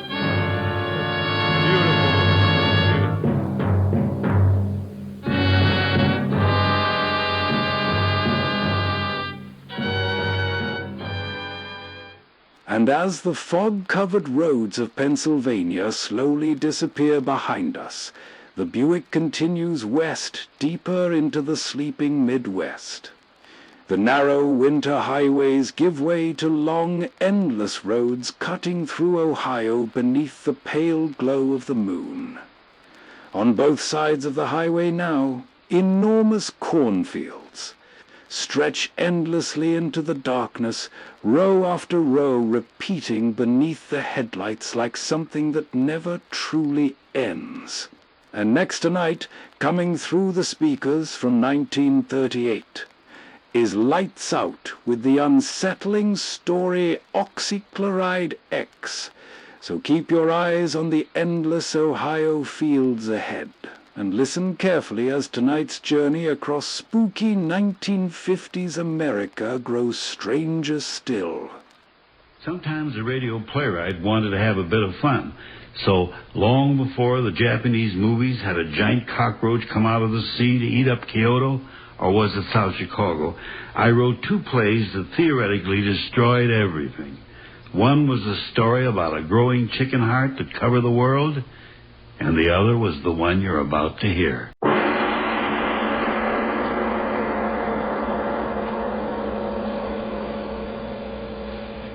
Light out. Everybody.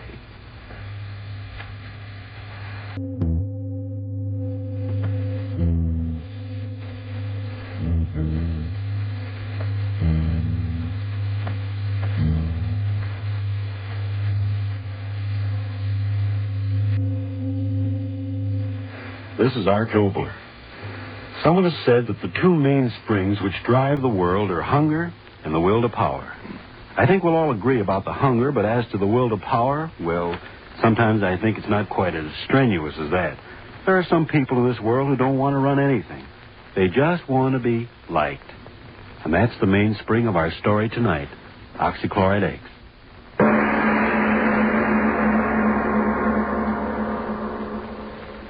So, I says to him, I says, well, sir, I'd like to be obliging, but I really haven't got the time.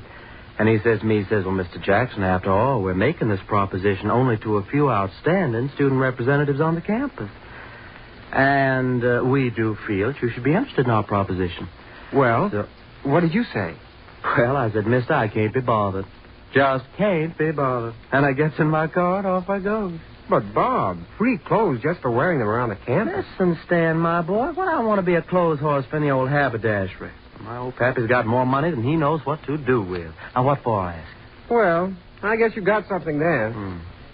Say, who are you going to take to the dance Saturday night? Haven't made up my mind. How about that new number over at the Roto House? No, thank you, brother. What's the matter? Well, did you ever take a look at her feet? No, sir. Never got below her chin. Hold it. Yeah? Ray Stewart to see you, Stan. Yeah. Send him on up. Ray Stewart. Who's he? Well, we're still short one pledge, aren't we? Oh, yeah, I know, but Ray Stewart, who is he? Oh, I met him over in chemistry. Got a mind like a textbook. Oh, but who is he? We can't pledge a man just because he's a grind. Well, we could use a few grinds around here. Exams come around, there's nothing like a few of those brainy boys to pull us through. But who is he? Where's he from? Who's his family? Who's his Hold it. Come on in, Ray. Oh, thank you. Oh, it was good of you to bother to come over tonight. It was good of you to ask me. Oh, not at all. Ray, I want you to meet the president of our house, Bob Jackson. Mr. Jackson, Mr. Stewart. I'm certainly glad to make your acquaintance. I might as well admit this is the first time I've ever been in a fraternity house. Really? Sit down, Ray. Make yourself at home. Oh, thank you. Now, tell me, Ray, do you ever go in for any sports back in your prep days? Oh, no, I never had much time for that sort of thing. No? No, I think that sports should be put into their proper place. After all, I'm sure you agree they aren't particularly important. Oh? And what, might I ask, is important in your estimation, Mr. Stewart? Doing things. Being someone. What? doing things man's never done before. Taking the elements and transmuting them into things which never existed until you thought of them. That's important. That's being almost godlike, isn't it? Mister, how you talk? Oh, sorry, I get sort of carried away. Yeah. Well, that's all right. Bob, his boy sure knows his chemistry. Huh? Oh, I really don't know so much. Say, I ought to know better.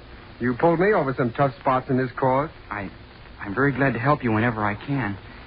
If I lived here, I could help you all the time. I could help you too, Mr. Jackson.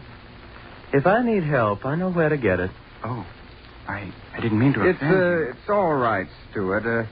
Now, tell me, you're from around Chicago way, aren't you? Oh, no, Milwaukee. Lived there for years. Nah, don't tell me I'm one of those brewing families. Oh, no. We're not wealthy people at all. My father runs a small business. It isn't much, but we get along. Oh. I don't think money's important anyway if a person's ambitious. Do you, Mr. Jackson? Oh, no. What's money? You fellas may think this funny, but I always thought it's more important what a fella does than what he has.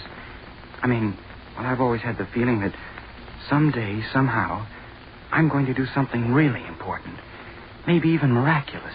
Well, now, what do you expect to do? Discover the missing link? Yes, Stuart. What is this miracle you expect to perform? Well, I don't know exactly.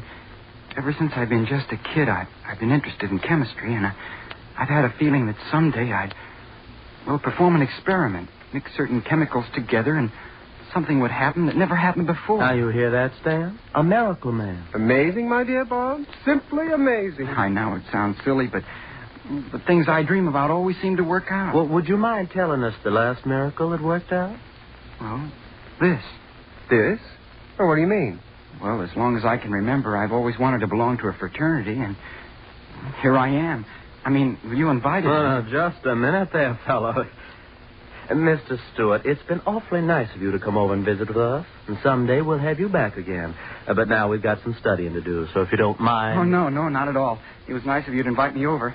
Well, good night, fellas. Good night. Good night. Homeless girl, he crackpot. Did you see the look in his eye when he was talking about miracles? Yeah. Well, it'll be a miracle if he ever gets back into this house again, I'll tell you that. What in the world ever made you ask him over here? Well, I didn't know. How was I to know he's a crackpot? Pledge him to our fraternity. Pledge him to the booby hatch.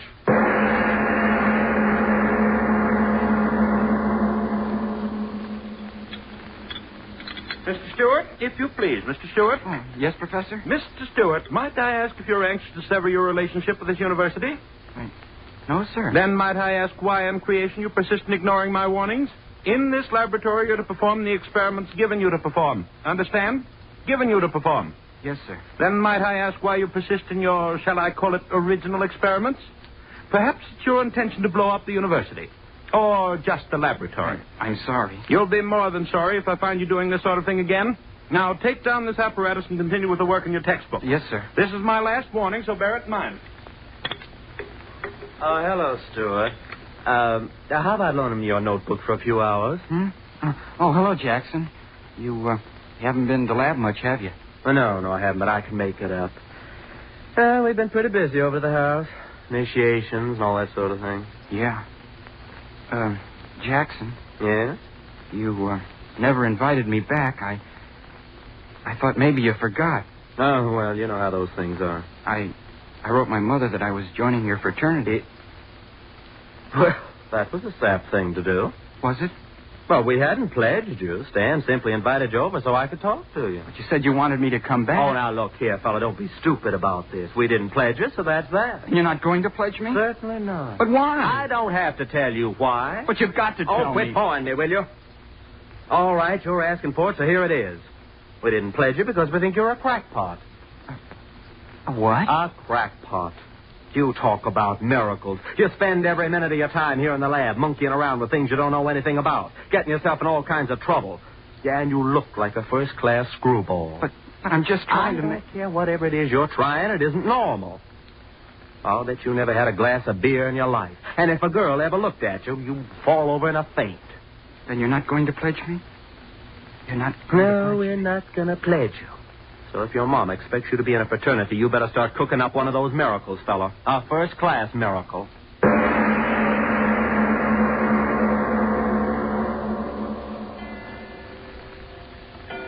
Sleep. It's so late. Sleep. I've got to sleep. Not gonna pledge. That's what he said. Not gonna pledge me. Why do I keep thinking about it? If I could only sleep. Sleep. We think you're a crackpot. Oh, I gotta stop thinking about these things. It's not healthy to think what I'm thinking. Crackpot. Not gonna pledge. Crackpot. What's the matter with my head? I heard him talking in it over and over and over again. I'm not crazy. I'm not. I'm as good as you are. I'm as good as both of you put together. Stop saying that. Stop saying it. I'll show you. I'll show you both. I'm better than you are. I'm better than anybody. I'll show you.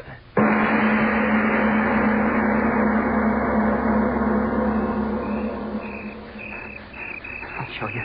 I'll show you. Talk about miracles. I'll give you miracles. The lab. I've got to get into it. I'll give you miracles. Dark in there. I've got to get in. Oh, blasted door. Got to get in. Window. I'll show you. So dark in here. Got to find a lab table. Got to make a miracle. Who's there? Who's there, I say? Watchman. Come on now. Who's there? Talk up. You don't have to get so excited. I'm a student. Student, eh? Let's have a look at you. That flashlight, you're blinding me. I've got to see who you are, don't I? Yeah, I know you. Seen you on the campus. I told you I'm a student. Well, that don't give you no right to be here after hours. How'd you get in here? Oh, broke a window now, did you? Huh? I didn't break the window. But I heard the glass. So did I, and I followed the man in here. Man, what are you talking about? Give me your flashlight, and I'll show you. All right. Here. Look behind you. No. No one will stop me. No one. Miracle. I've got to make one. Got to. Got to. Got to.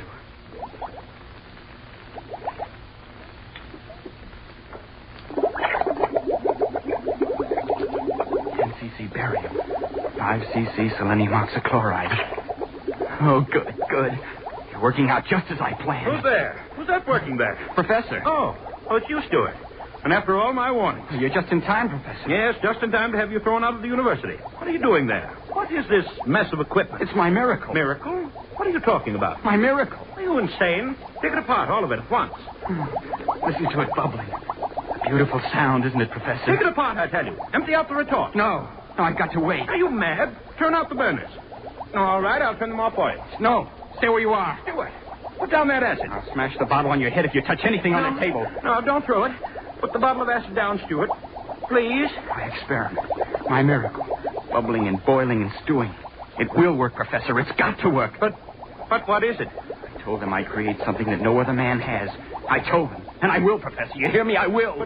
But what? A solvent. A solvent more powerful than anything the world has ever known. What do you mean? What are you talking about? Listen to it bubble. You said solvent. Explain yourself. Yes, a solvent. A solvent that will dissolve steel like a hot flame. What do you say? You heard me say it. A solvent that will dissolve steel faster than a razor cutting through paper. Do you know what that means? Run a line of this liquid across a steel girder, and the girder will crumple like a falling tree. Pour some of my solvent into a glass shell and bomb the cities. I tell you, it'll make war too horrible for men to endure. You crazy boy, you. You know what you're talking about? I'm talking about that. That liquid there. Listen to it. Listen to it sing. Why, no such solvent exists. Selenium oxychloride, perhaps, but to do the impossible things you talked about would require a quantity so... Oh, the beaker. It cracked. Well, do something. That liquid's flying all over my bench, my laboratory. The stone of the bench. It's eating through the stone. Oh, stop it. The liquid. It's eating through the stone bench. No, it can't be. It's eating through the slate of the floor. The hole's getting bigger and bigger. Run! Oh, I've done it. I've created something no other man has done. A solvent that dissolves anything. Anything. Anything.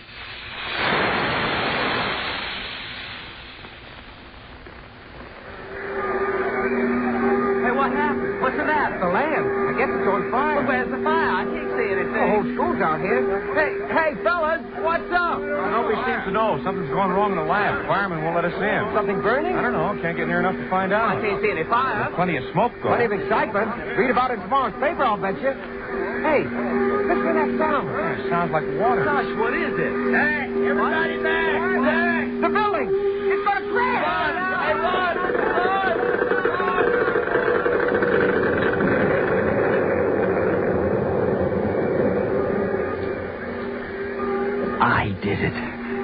I did it.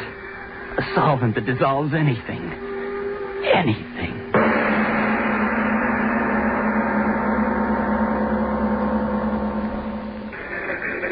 Hey, Chief, look at this. Huh?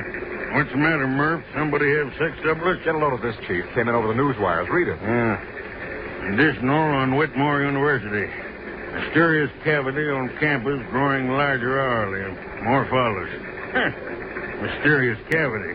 Hey, what is this, a dentist advertisement? Don't you remember, Chief? A couple hours ago, that flash about something eating a hole so big a building fell in it. This is the follow-up. The thing's getting bigger. What do you want to do about it? Forget it. What? Don't you see through a gag when it hits you in the face?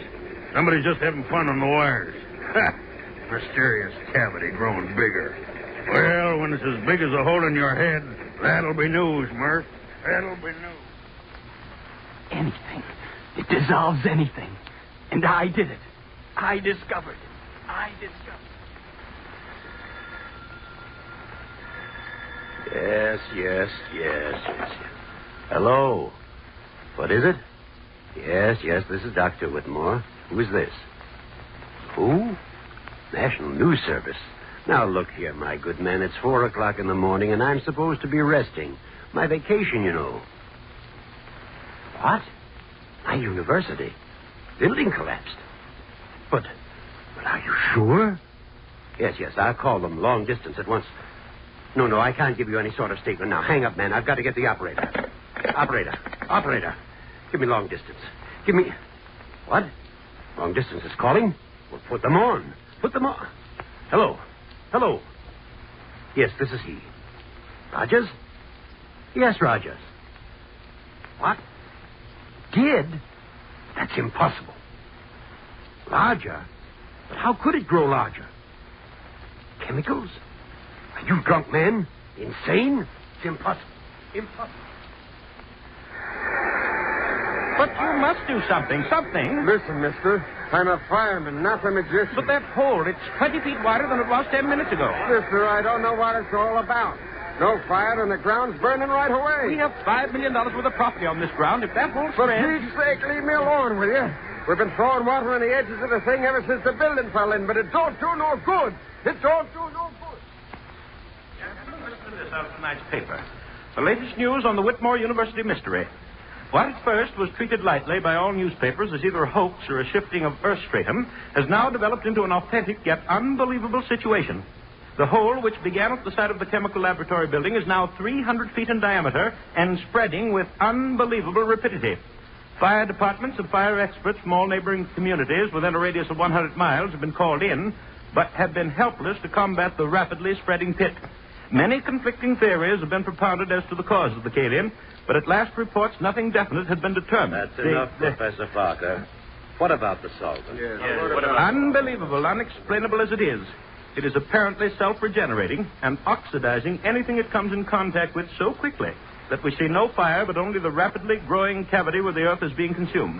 But, Professor Parker, what is this solvent? Surely you don't expect us to believe that this student you were telling us about... I mean exactly that. Oh, preposterous. It's a fault in the structure of the earth.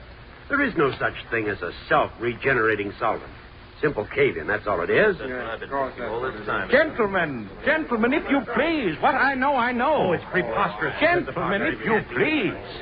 If my professional reputation is not enough to substantiate what I've said, then at least you'll listen to the boy himself. He's here. Listen to him. Well, why should we? Yes, gentlemen, if you'll listen, I'll tell you. You'd better listen to me. Gentlemen, please. What Professor Parker said is true. It is a solvent. It dissolves anything it touches quickly, furiously. And the byproducts of that dissolution give it new strength and movement. And I discovered it, gentlemen. I know, but what will happen? What can we do? We can wait. Wait? How can we wait? Look out there. The hole's within 2 feet of another building already. We've got to stop it. At once. If you don't... The building! The foundation's undermined. Crashing.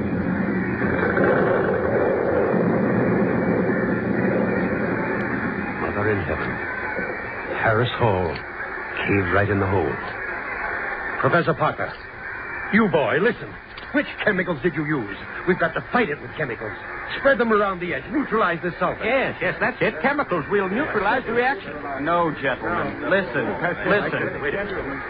You may neutralize the reaction at the edges of the hole. But you forget one thing. What? What are you talking about? The solvent is eating downward at many times the rate it's eating outward. You may neutralize the reaction at the edges of the hole. But have you forgotten? It's eaten the hole 1/4 mile deep already. And it's eating into the earth faster and faster.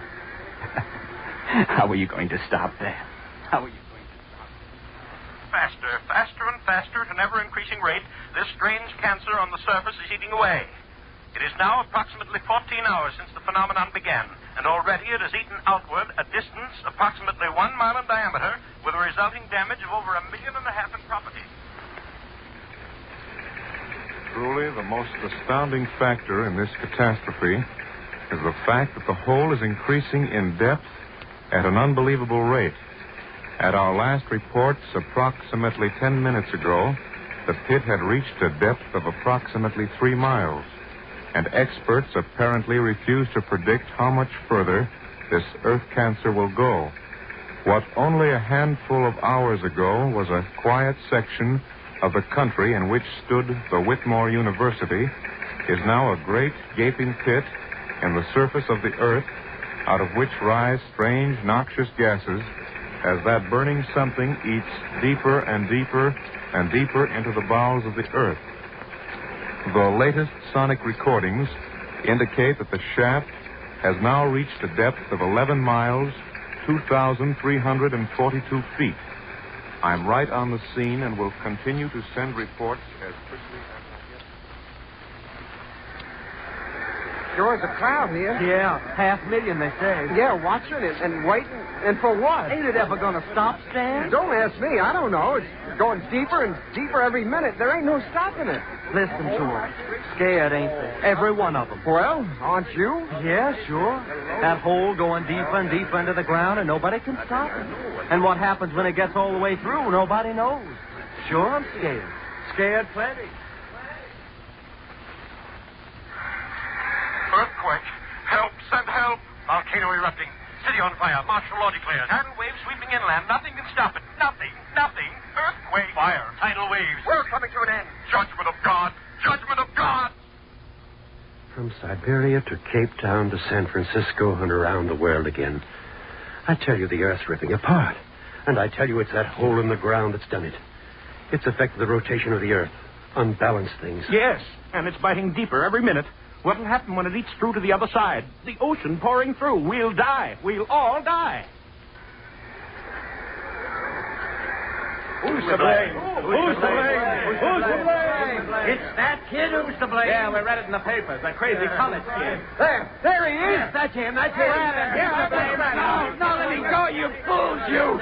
I've done a great thing, a wonderful thing. Created something no one ever thought of. No, let me down. Let me down. Let me down, you fools. I started the solvent, but I didn't know this would happen. You can't blame me for a miracle. Throw him in the hole. No. Yes, throw him in the hole. He made it. No, don't throw me down in there. There's no bottom to it. No.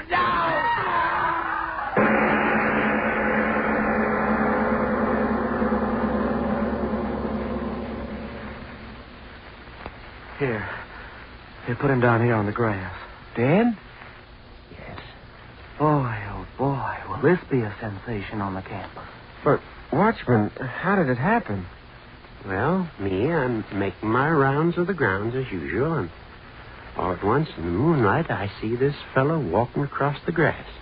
So I go up to him and I see the fellow's walking in his sleep. In his sleep? Yeah.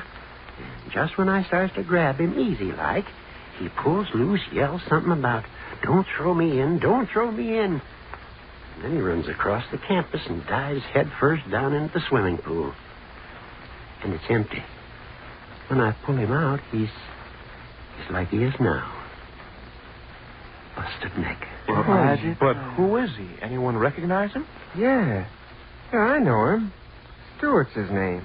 Ray Stewart. Kind of a screwy little crackpot. Always talking about creating miracles with chemicals. I wonder what he thought was happening to him diving down that hole.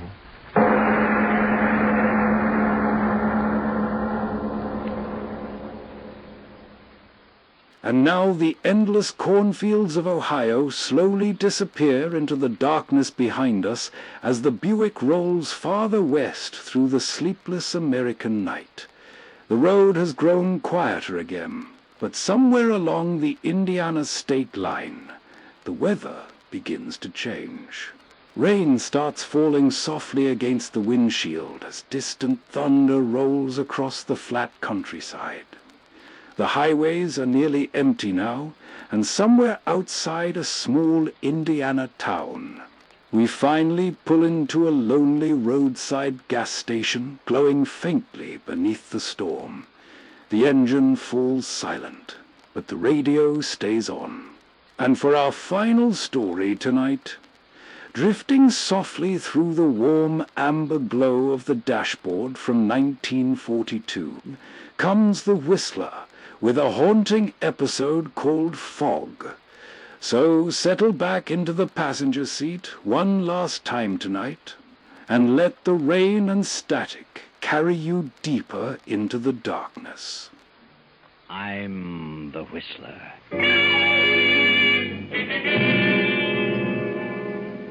I was with Danny when it happened, but I couldn't hang on to him. He ran off and left me, and I've been looking for him ever since. That was Captain Fowler. Something had happened to his friend Danny. I ain't going to no doctor at this time of the night. Tomorrow, maybe, but I'm not going tonight. That was Danny. Danny knew something had happened to him, but he didn't know what it was. But, Danny, you couldn't have done a thing like that. I know. Don't worry, Danny. That was Faye, Danny's girlfriend. And this is Joe Rodriguez, a fisherman. It's much better that I leave town, Danny. If I stay, I might forget I am your friend. Sunday night, and again CBS presents The Whistler.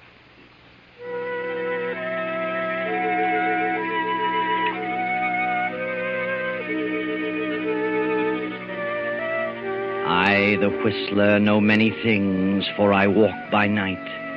I know many strange tales, many secrets hidden in the hearts of men and women who have stepped into the shadows. And so I tell you tonight the strange story of Fog. Well, Danny, my boy, this is the thickest fog I've seen in this harbor in many a year. Mm-hmm. And I've been a sailorman for a long time. Yeah, that's right, Captain. Can't see a single light along the entire waterfront. But we don't need light for where we're going. I know the way to the anchor pool room. Yeah, I know, too. Hey, Danny, you didn't bring your gun, did you? Sure I did. Why? No, wait a minute.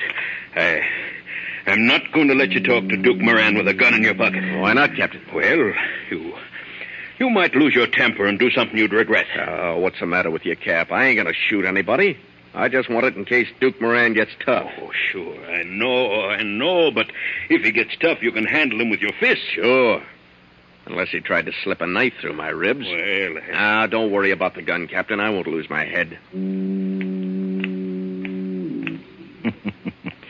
So Danny and Captain Fowler continue on their way toward the anchor pool room, Duke Moran's usual hangout, where Danny intends to have a showdown with Moran. But the captain is worried about Danny's gun, for he knows that Danny hates Moran to the core of his being. Now, look, son, I hate to keep bringing this up, but, I wouldn't go storming up to the Duke and start raising the devil. He borrowed money from me, and he ain't kept his word about paying it back. Oh, I know, my boy, but he'll pay it back. Oh, no, he won't. He's planning to skip town and leave me holding the sack. Now, look, you're working for me, Danny, and you're my best friend. And I'm going along to back up your claims because I was a witness when the loan was made. But look here, I don't want to see you in no trouble. Oh, I'll take it easy. But I can tell you one thing. Hey, look out for that hydrant. Look up. Danny, you're hurt. Here. Let me help you. No. There. That's it now. Easy does it. Up now. There we are. Nasty spill. You just sit here for a bit. Oh, you took a real header. Huh? How do you feel, Danny? Yeah, better let me see if you cut yourself. Keep your hands off me. Who are you? What? What is this, a stick-up? Danny. Danny, are you kidding? Go away. Get away or I'll call the cops. Why? Danny, you're out of your head. Get away. But don't you know me? Let me alone. Let me alone. Oh, come back here. No, don't go away. Come back. Danny! Danny!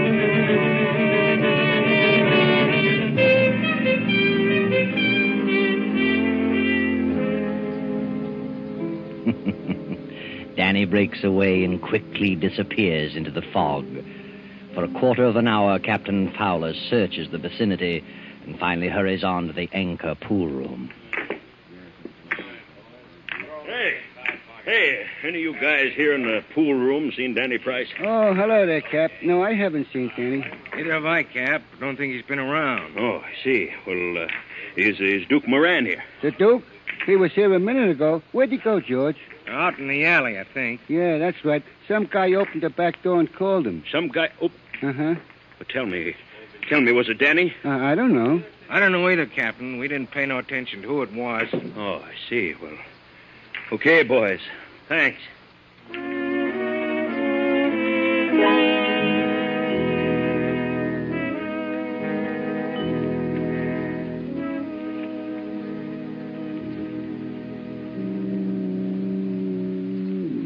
Later that night, groping his way along the waterfront, Captain Fowler arrives at the box office of the Crystal Motion Picture Theater. An attractive girl is selling tickets. Hello, Fay. Well, hello there, Captain. Going to the show? Oh, no, not tonight, Fay. I'm looking for Danny. Have you seen him? No, I haven't. And I'm sore at that big lug, too. He promised faithfully he'd be here to take me home, and it's time to close the box office right now. Look, Fay, I don't want to excite you, but I got to tell you something. Danny's had an accident. An accident? Yeah. He fell down on the street. He tripped over a fire hydrant, and when he got up, you know what happened? He couldn't remember nothing. He was walking around someplace in a daze. Good heavens. Yes, I was with him when it happened, but I couldn't hang on to him. He ran off and left me, and I've been looking for him ever since. Would you tell the police? No. Well, for heaven's sake, tell them, Captain. Maybe they can find him. No, Fay, I don't want to tell the cops. Why not? There's a certain reason, and I don't want to talk about it here. Look, you wait here till I check in the cash. It'll only take a few minutes. I'll be right with you. All right, Fay.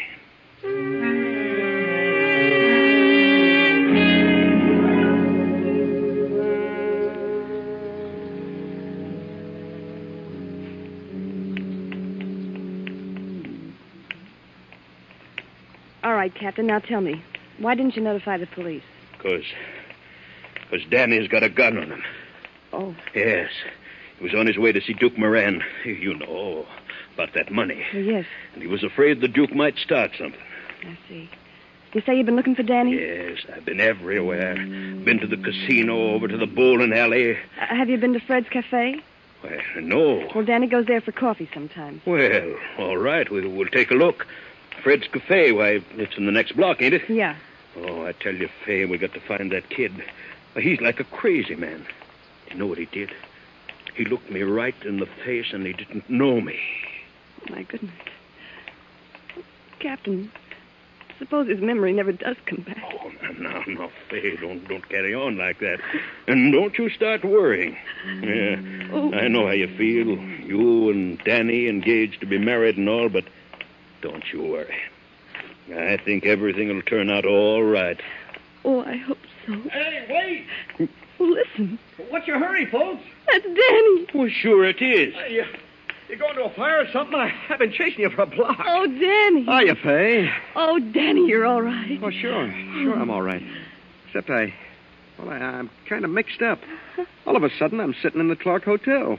And I don't remember going there at all. The Clark Hotel? Yeah. Well, so that's where you've been. Well, it seems to me I was walking along with you, Cat. Of course you were, Danny. Don't you know what happened? You had a lapse of memory. Huh? Yeah, we've been worried to death about you. The captain and I were looking for you. Oh, Danny, I'm so glad you're all right. Oh, so I've been off my noggin. Sure. Don't you remember falling over that fire hydrant? Fire hydrant? Yes, that's what did it, Danny. When I helped you up, you thought I was a stick-up man. You ran off down the street. Well, I'll be darned. How long ago did this happen, Cap? Well, it's been an hour ago or more. You've been in the Clark Hotel all that time. Well, how should I know? When did you come to your senses, Danny? Well, just now. I'm sitting there in the lobby wondering what it's all about when I seen you folks passing the window. Oh, swell. But look, Danny boy, you're going to a doctor right away. What do you mean, doctor? Well, your head, you must have struck it when you fell. Oh, my head's all right. Oh, now, please, don't put up an argument, Danny. Oh, now, look. Hey, here comes an ambulance. Maybe I better flag it down and crawl in. Oh, now, don't be smart. Wait a minute. That's no ambulance. Well, it's a police car. Yeah? Yeah. Well, come on, never mind the police car. Danny, come over here under the light. Let me take a look at your head. Oh, now, look, Fay, I tell you there's nothing wrong Hey, with hey, Danny. look. You see where that car's stopping? Huh? Over in front of the Anchor pool room. Yeah? Well, wonder what's happened there. Well, I don't know. Well, forget it. No, Come on. I want to find out what's going on. Yeah, so do I. Come on, Danny, let's go over and see.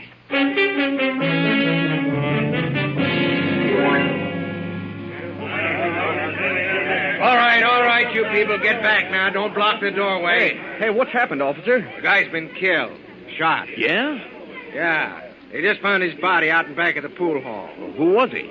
Do you know? Yeah, Duke Moran.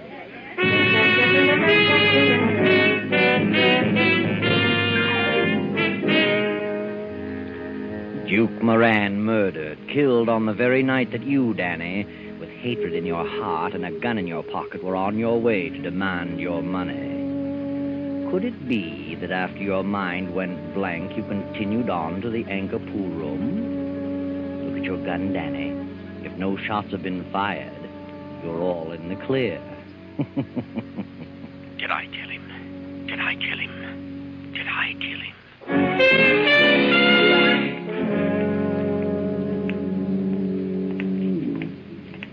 Come on, Danny, let's go. Well, how do you like that? A guy gets bumped off owing me $100. Yep, and you can kiss that dough goodbye. And how? Captain, who do you suppose killed Moran? Well, how should I know? Didn't have any enemies that I know of, except Danny. What do you mean, except Danny? I wasn't the guy's enemy. I just wanted my money back, that's all. Sure, I know. You know what? But you just wanted your money back. What are you getting so excited about? Hey, boys, let's not walk down this way. There's no doctor in this direction. Oh, Fay, will you let up on that doctor thing? I tell you, there's nothing wrong with my head. How do you know? Well, anyhow, I ain't going to no doctor at this time of the night. Tomorrow, maybe. My head starts aching or something. Is that a promise? Oh, okay, that's a promise. Hey, Danny. Yeah? You know, I went to that pool hall right after you disappeared. I thought maybe I'd find you there. Yeah? Was I there? No, you wasn't. I asked about Moran, and they said he'd just gone out in the alley. Somebody opened the back door and called him. Why, Captain, you must have been there just before the murder. Sure looks like it. I'm sorry now I didn't go out and back and see who Moran was with. It's a shame you didn't. Yeah. Hey, Danny, I've been wondering... All right, go ahead and say it. It was me that called him out and back. It was me that killed him. Why, Danny. Well, that's what he's thinking, Fay. I can see it sticking out all over him. Danny, you mustn't say that. He knows I've been out of my head for an hour. Can't remember a thing, so now he's trying to pin a crime on me. Shut up, you fool. Shut up. Why should I want to pin a crime on you? That's what I'd like to know. What if you did kill Moran? I'm not holding it against you. You couldn't be blamed. You was off your nut. Well, I didn't kill him. How do you know? I didn't. I know I didn't. Yes, but how do you know? Oh, Captain, use your head. Danny lost his memory, and that includes his memory of Moran and his grudge against Moran and everything. Sure. So now what do you got to say? Well, maybe that grudge was in the back of your mind, Danny. Even while your memory wasn't working. You see, Fay, he's bound to make out I did it. Oh, no such thing. But look here, if you was mixed up in this murder, Danny, it's up to me to help you. I'm your friend. And I gotta find out about it, Danny. Now, let me see your gun. Huh? Let me see your gun. Oh, the devil with you. Let him see it, Danny. That'll settle everything. Sure he can see it. There you are, Cap. Thanks, Danny. Yeah. The barrel smells of powder. Oh, you're crazy. And 2 slugs have been fired, Danny. Look here. All right, so the gun's been fired. And that means I killed Moran, I suppose. You're crazy, I tell you. He's right, Captain. That gun doesn't prove a thing. He might have fired those shots anywhere for no reason at all. Sure, I've been out of my head, ain't I? Don't you worry, Danny boy. You didn't kill Moran. Of course I didn't. You couldn't have done a thing like that. Not even in a trance. So don't worry. Everything's going to be all right. Don't worry, Danny, darling.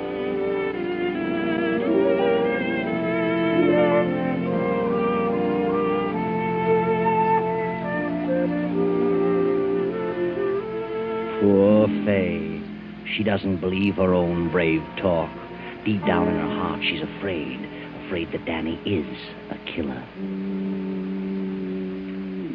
It is nearly midnight now. Danny and Captain Fowler have returned to their boat, the fishing boat Dolphin, in the harbor. Danny sits on the deck, gazing morosely into the fog. Well, hadn't you better turn in, kid? You ought to get some sleep. Oh, I couldn't sleep. Stick here a minute, will you, Cap? I'd like to talk to you. Sure. I'm sorry I blew my top the way I did when we was ashore. Oh, that's all right, Danny. I know you was thinking of my interest when you asked to see the gun. Sure I was. All kidding aside, it looks pretty much like I bumped off Moran, doesn't it, Cap? Well, Danny, to be honest with you, it does. Still, there's room for doubt. And if I was you, I'd lay low and say nothing. And I know one thing. I could never be convicted of murder, even if I did do it. Why not? Because I was suffering from amnesia. Yeah.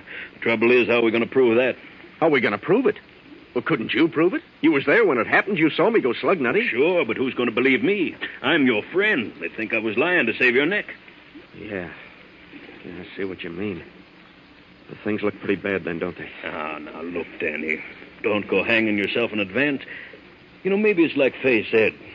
Maybe you just happened to fire them shots. Hey, listen. I hear a motorboat. Well, so what? It's coming this way. Hear it? Well, sure, I hear it. It's the cops. They're coming here to ask questions. Oh. I'm getting out of here, Cap. No, you keep your shirt on. I'll hail the boat and find out who it is. Now, you wait right here. Ahoy there! Ahoy! Who is it? It's me, Joe Rodriguez. Oh. Hey, well, Danny, it's only Portuguese Joe. What's he doing out here this time of night? Well, I don't know. Here is my line, Captain. You make me fast. I'm coming aboard. Okay, Joe. How'd you know we'd be up this late? Yeah. I just took a chance, Danny. But I am glad you are up. Oh, don't tell me you ran out of live bait again. Oh, no. I got plenty live bait. Oh? What can we do for you, Joe? Captain, I got a little business proposition I would like to talk over with Danny. And I would like to talk to him private. Private? Oh, now, wait a minute. Anything you got to say to me, you can say in front of the captain. No, Danny. This is private. Very private. Oh, see. Well, that's okay, kid. I'll go below. I was about to turn in anyway. Thank you, Captain. Oh, don't keep him up too long, Joe. You need some sleep. I'll just be a few minutes, Captain. Good night. Good night. Well, what's on your mind? Danny, I'm fed up with East Town. Business is rotten here. I want to go to Seattle. Yeah? And I need a little money, Danny. $200. And I want for Joe should let me have it. Are you kidding? Ain't you got $200? Sure. Sure I have, but I'm getting married in a few days. I need every cent I've got. Oh, yeah? The sweet young lady who works at the Crystal Theater, huh? You'll be very happy with her, Danny. You bet I will. But you'll be much more happy if you give me the money so I can get out of town, Danny. What do you mean? I am your friend, Danny, and I do not wish to cause you any trouble. But I know something about you that nobody else in this world knows. Not one soul. Yeah? Yeah. Tonight I am in an alley behind the anchor pool room. There is much fog, but I can see a little bit because there is a light. I see you shoot to Moran. Twice. To the heart. You're a dirty liar. So, you see, Danny, it's much better I should leave town. If I stay here, I might get drunk someday and forget I am your friend. I might talk, Danny. You climb in that boat of yours and get back to shore. Go on or I'll throw you overboard. You come to see me tomorrow, huh? Before noon? If you don't come by noon, well, maybe I get drunk, huh?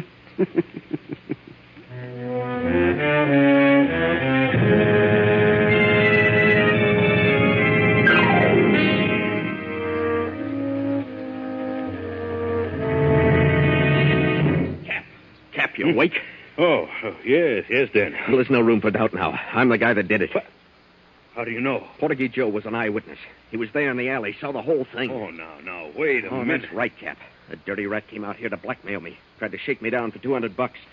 Said I'd have to dig it up by tomorrow noon or he'd start talking. Well, I'll be darned. Kid, I guess it's time we started doing some fast thinking. Now, that ain't necessary, Cap. I'm clearing out tonight. Oh, now, wait a minute. Don't get panicky now. Now, let's give it some thought. No, I'm on my way, Cap. No fooling. Well, where are you going? I don't know, but I'm going for good. I won't be back. You won't be... Oh, now, look here. What about Fay? What about your wedding? Well, that's just a broken dream, Cap. Oh, Danny. Well, at least you're going to see her before you go, ain't you? No. Well, Danny, what's the matter with you? It ain't fair of you to run out on Fay. It's the fairest thing in the world. Why prolong the agony? There's got to be a clean break. Oh, but Fay's such a grand kid, and she'll wait for you. Fay's loyal. Yes, sir, Danny. After this thing blows over, you'll find Fay right here waiting for you. I don't want her to wait for me, and I ain't coming back. Can't you understand that? You think I'd marry Fay now? Me, a killer? Oh, yeah, I know. I love that girl. I wouldn't bring disgrace on her. And it would be disgrace even if I cleared myself of the charge. I'd still be a killer. Yeah, I guess you would. Well, I guess there's no use talking to you. You won't listen to a word I say. No, Cap. I've made up my mind. I'm going to pack my grip now and go ashore.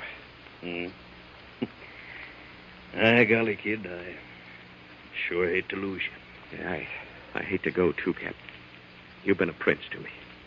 More like a brother than a boss. Well, all I can say is thanks, Danny. Even when you knew I was saving up my money to buy a boat of my own, to go into competition with you, you never said a word. Well, why should I? Oh, this is a free country. Every man has a right to advance himself. And, about Fay, I wish you'd explain to her. You know what to say. Well, not quite as good a talker as you are, Danny, but I'll try. You know something, Cap? I wish you and Fay'd get married. I know you'd make her happy. Me and Fay? Oh, no, why, she wouldn't have me. Don't be too sure about that. She'll forget about me after a while. But explain things to her, will you? Well, okay, Danny. I'll try. I'll do my best. Well, I'm going to hit the first freight train out of town. So long, Cap.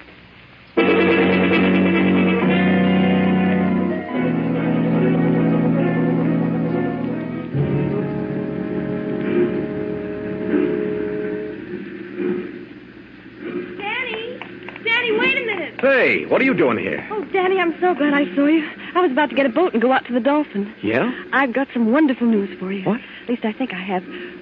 What caliber is your revolver? Well, it's a .38. I thought so.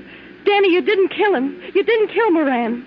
He was shot with a .45. Huh? Yeah. I just came from the police hospital.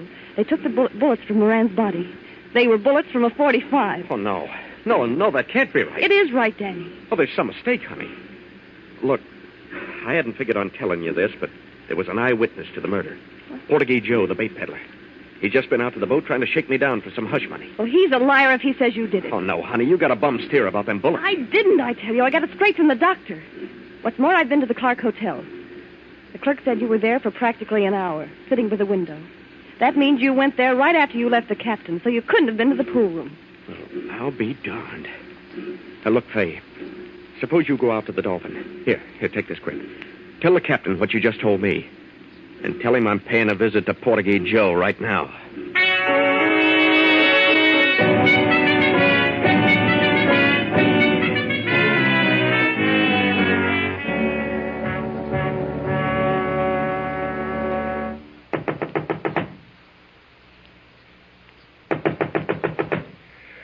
Yes. Just 1 minute. Who is it? Who's there? It's me, Danny. Oh.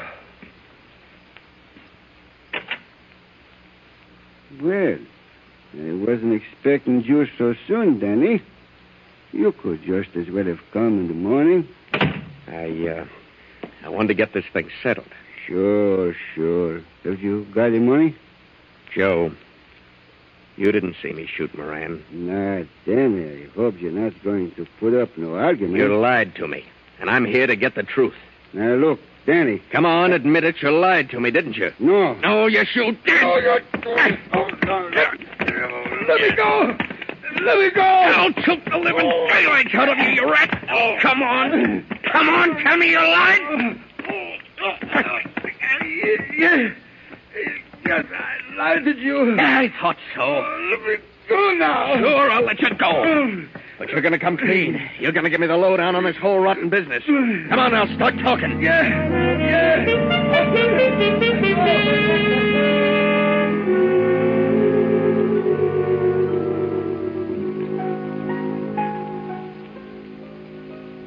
The fog has lifted now, and the eastern sky heralds the approach of dawn. As Danny returns to the Dolphin, he finds Fay standing on the deck. Hey, Danny, I thought you'd never get back. It's almost daylight. Well, I had a long ways to go, honey. Joe lives way out at the end of the Channel Street Wharf. That's where his bait shack is. Well, what'd you find out? Did you face him with his lie? I sure did. Is the captain in his cabin? No, he's not. He's, gone ashore. Gone ashore? Danny, there's something wrong with the captain. He's been acting very queerly. Yeah? When I told him you'd gone to see Portuguese Joe, his face went as white as a sheet. Then he went over to his desk and wrote a note. Sealed it in an envelope and told me to give it to you when you come back. I'll bet I know what's in it. What? A confession. But I won't need it now. I got one from Joe. What do you mean? Honey, the captain's been framing me. Framing you? Yeah, that's right. It's hard to believe, but it's true. Remember he said he didn't go out in back of the pool hall to see who it was that called Moran out in the alley? Yes. Well, he lied. He did go out there, and he saw the murder committed. He knew who did it. Why, Danny. And right then, he got a bright idea. He figured he'd make me believe I committed that murder. So I'd take it on the lam. Get out of town. You see, honey? Well, why would he do that? Because he was in love with you. What? Our wedding day was getting closer, and the captain was half crazy with jealousy. He wanted me out of the picture so that he could marry you. Oh, Danny, I can't believe that. It's true, honey. Joe told me. I'd have got a lot more out of Joe, too, only he broke loose from me and dived into the water. Last I seen of him, he was swimming away. Well, what about the murder? Did you find out who killed Moran? I got a hunch that Joe himself did it. After he left, I looked around his shack. And I found an IOU there signed by the Duke. You did? Then the Duke owed Portuguese Joe money, too. Yep. And I figured the captain made Joe a proposition. If Joe'd come here and make me believe I was the killer, the captain wouldn't squeal on him. Sure, Danny. That makes sense. Well, I better see what the captain wrote. Yeah. Open it up, Danny. Dear Danny, I suppose you know everything by now. I haven't got the nerve to face you, kid, so I'll be the one to hit the freight.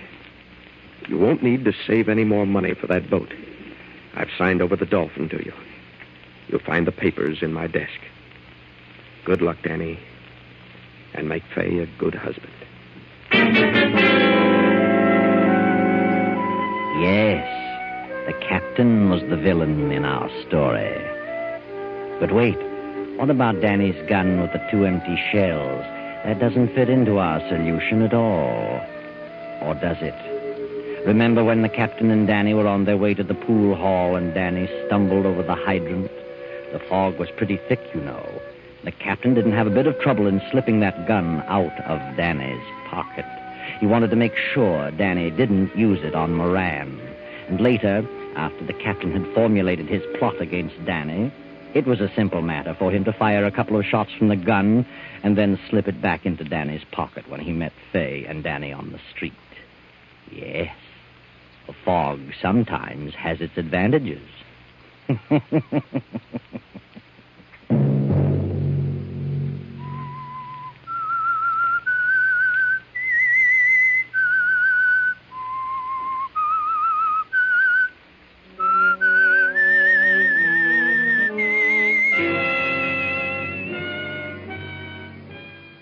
And with that, the rain continues falling softly over the lonely Indiana gas station as another long night on the road slowly comes to an end.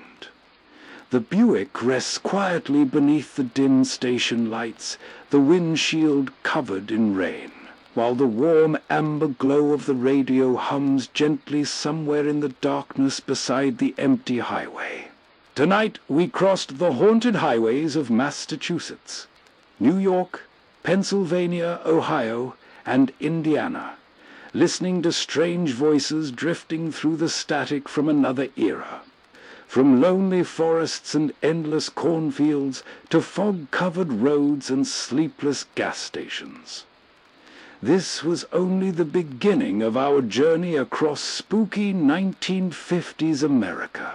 If you enjoyed tonight's ride here on Radio Wave Nostalgia, consider subscribing for Part 2 as we continue driving farther west into stranger nights, darker highways, forgotten towns, and more classic old-time radio stories from across America. Until next time, keep the radio glowing softly in the dark. Keep your eyes on the road ahead, and keep driving through the night. This is Old Pete, signing off from somewhere in Indiana after midnight.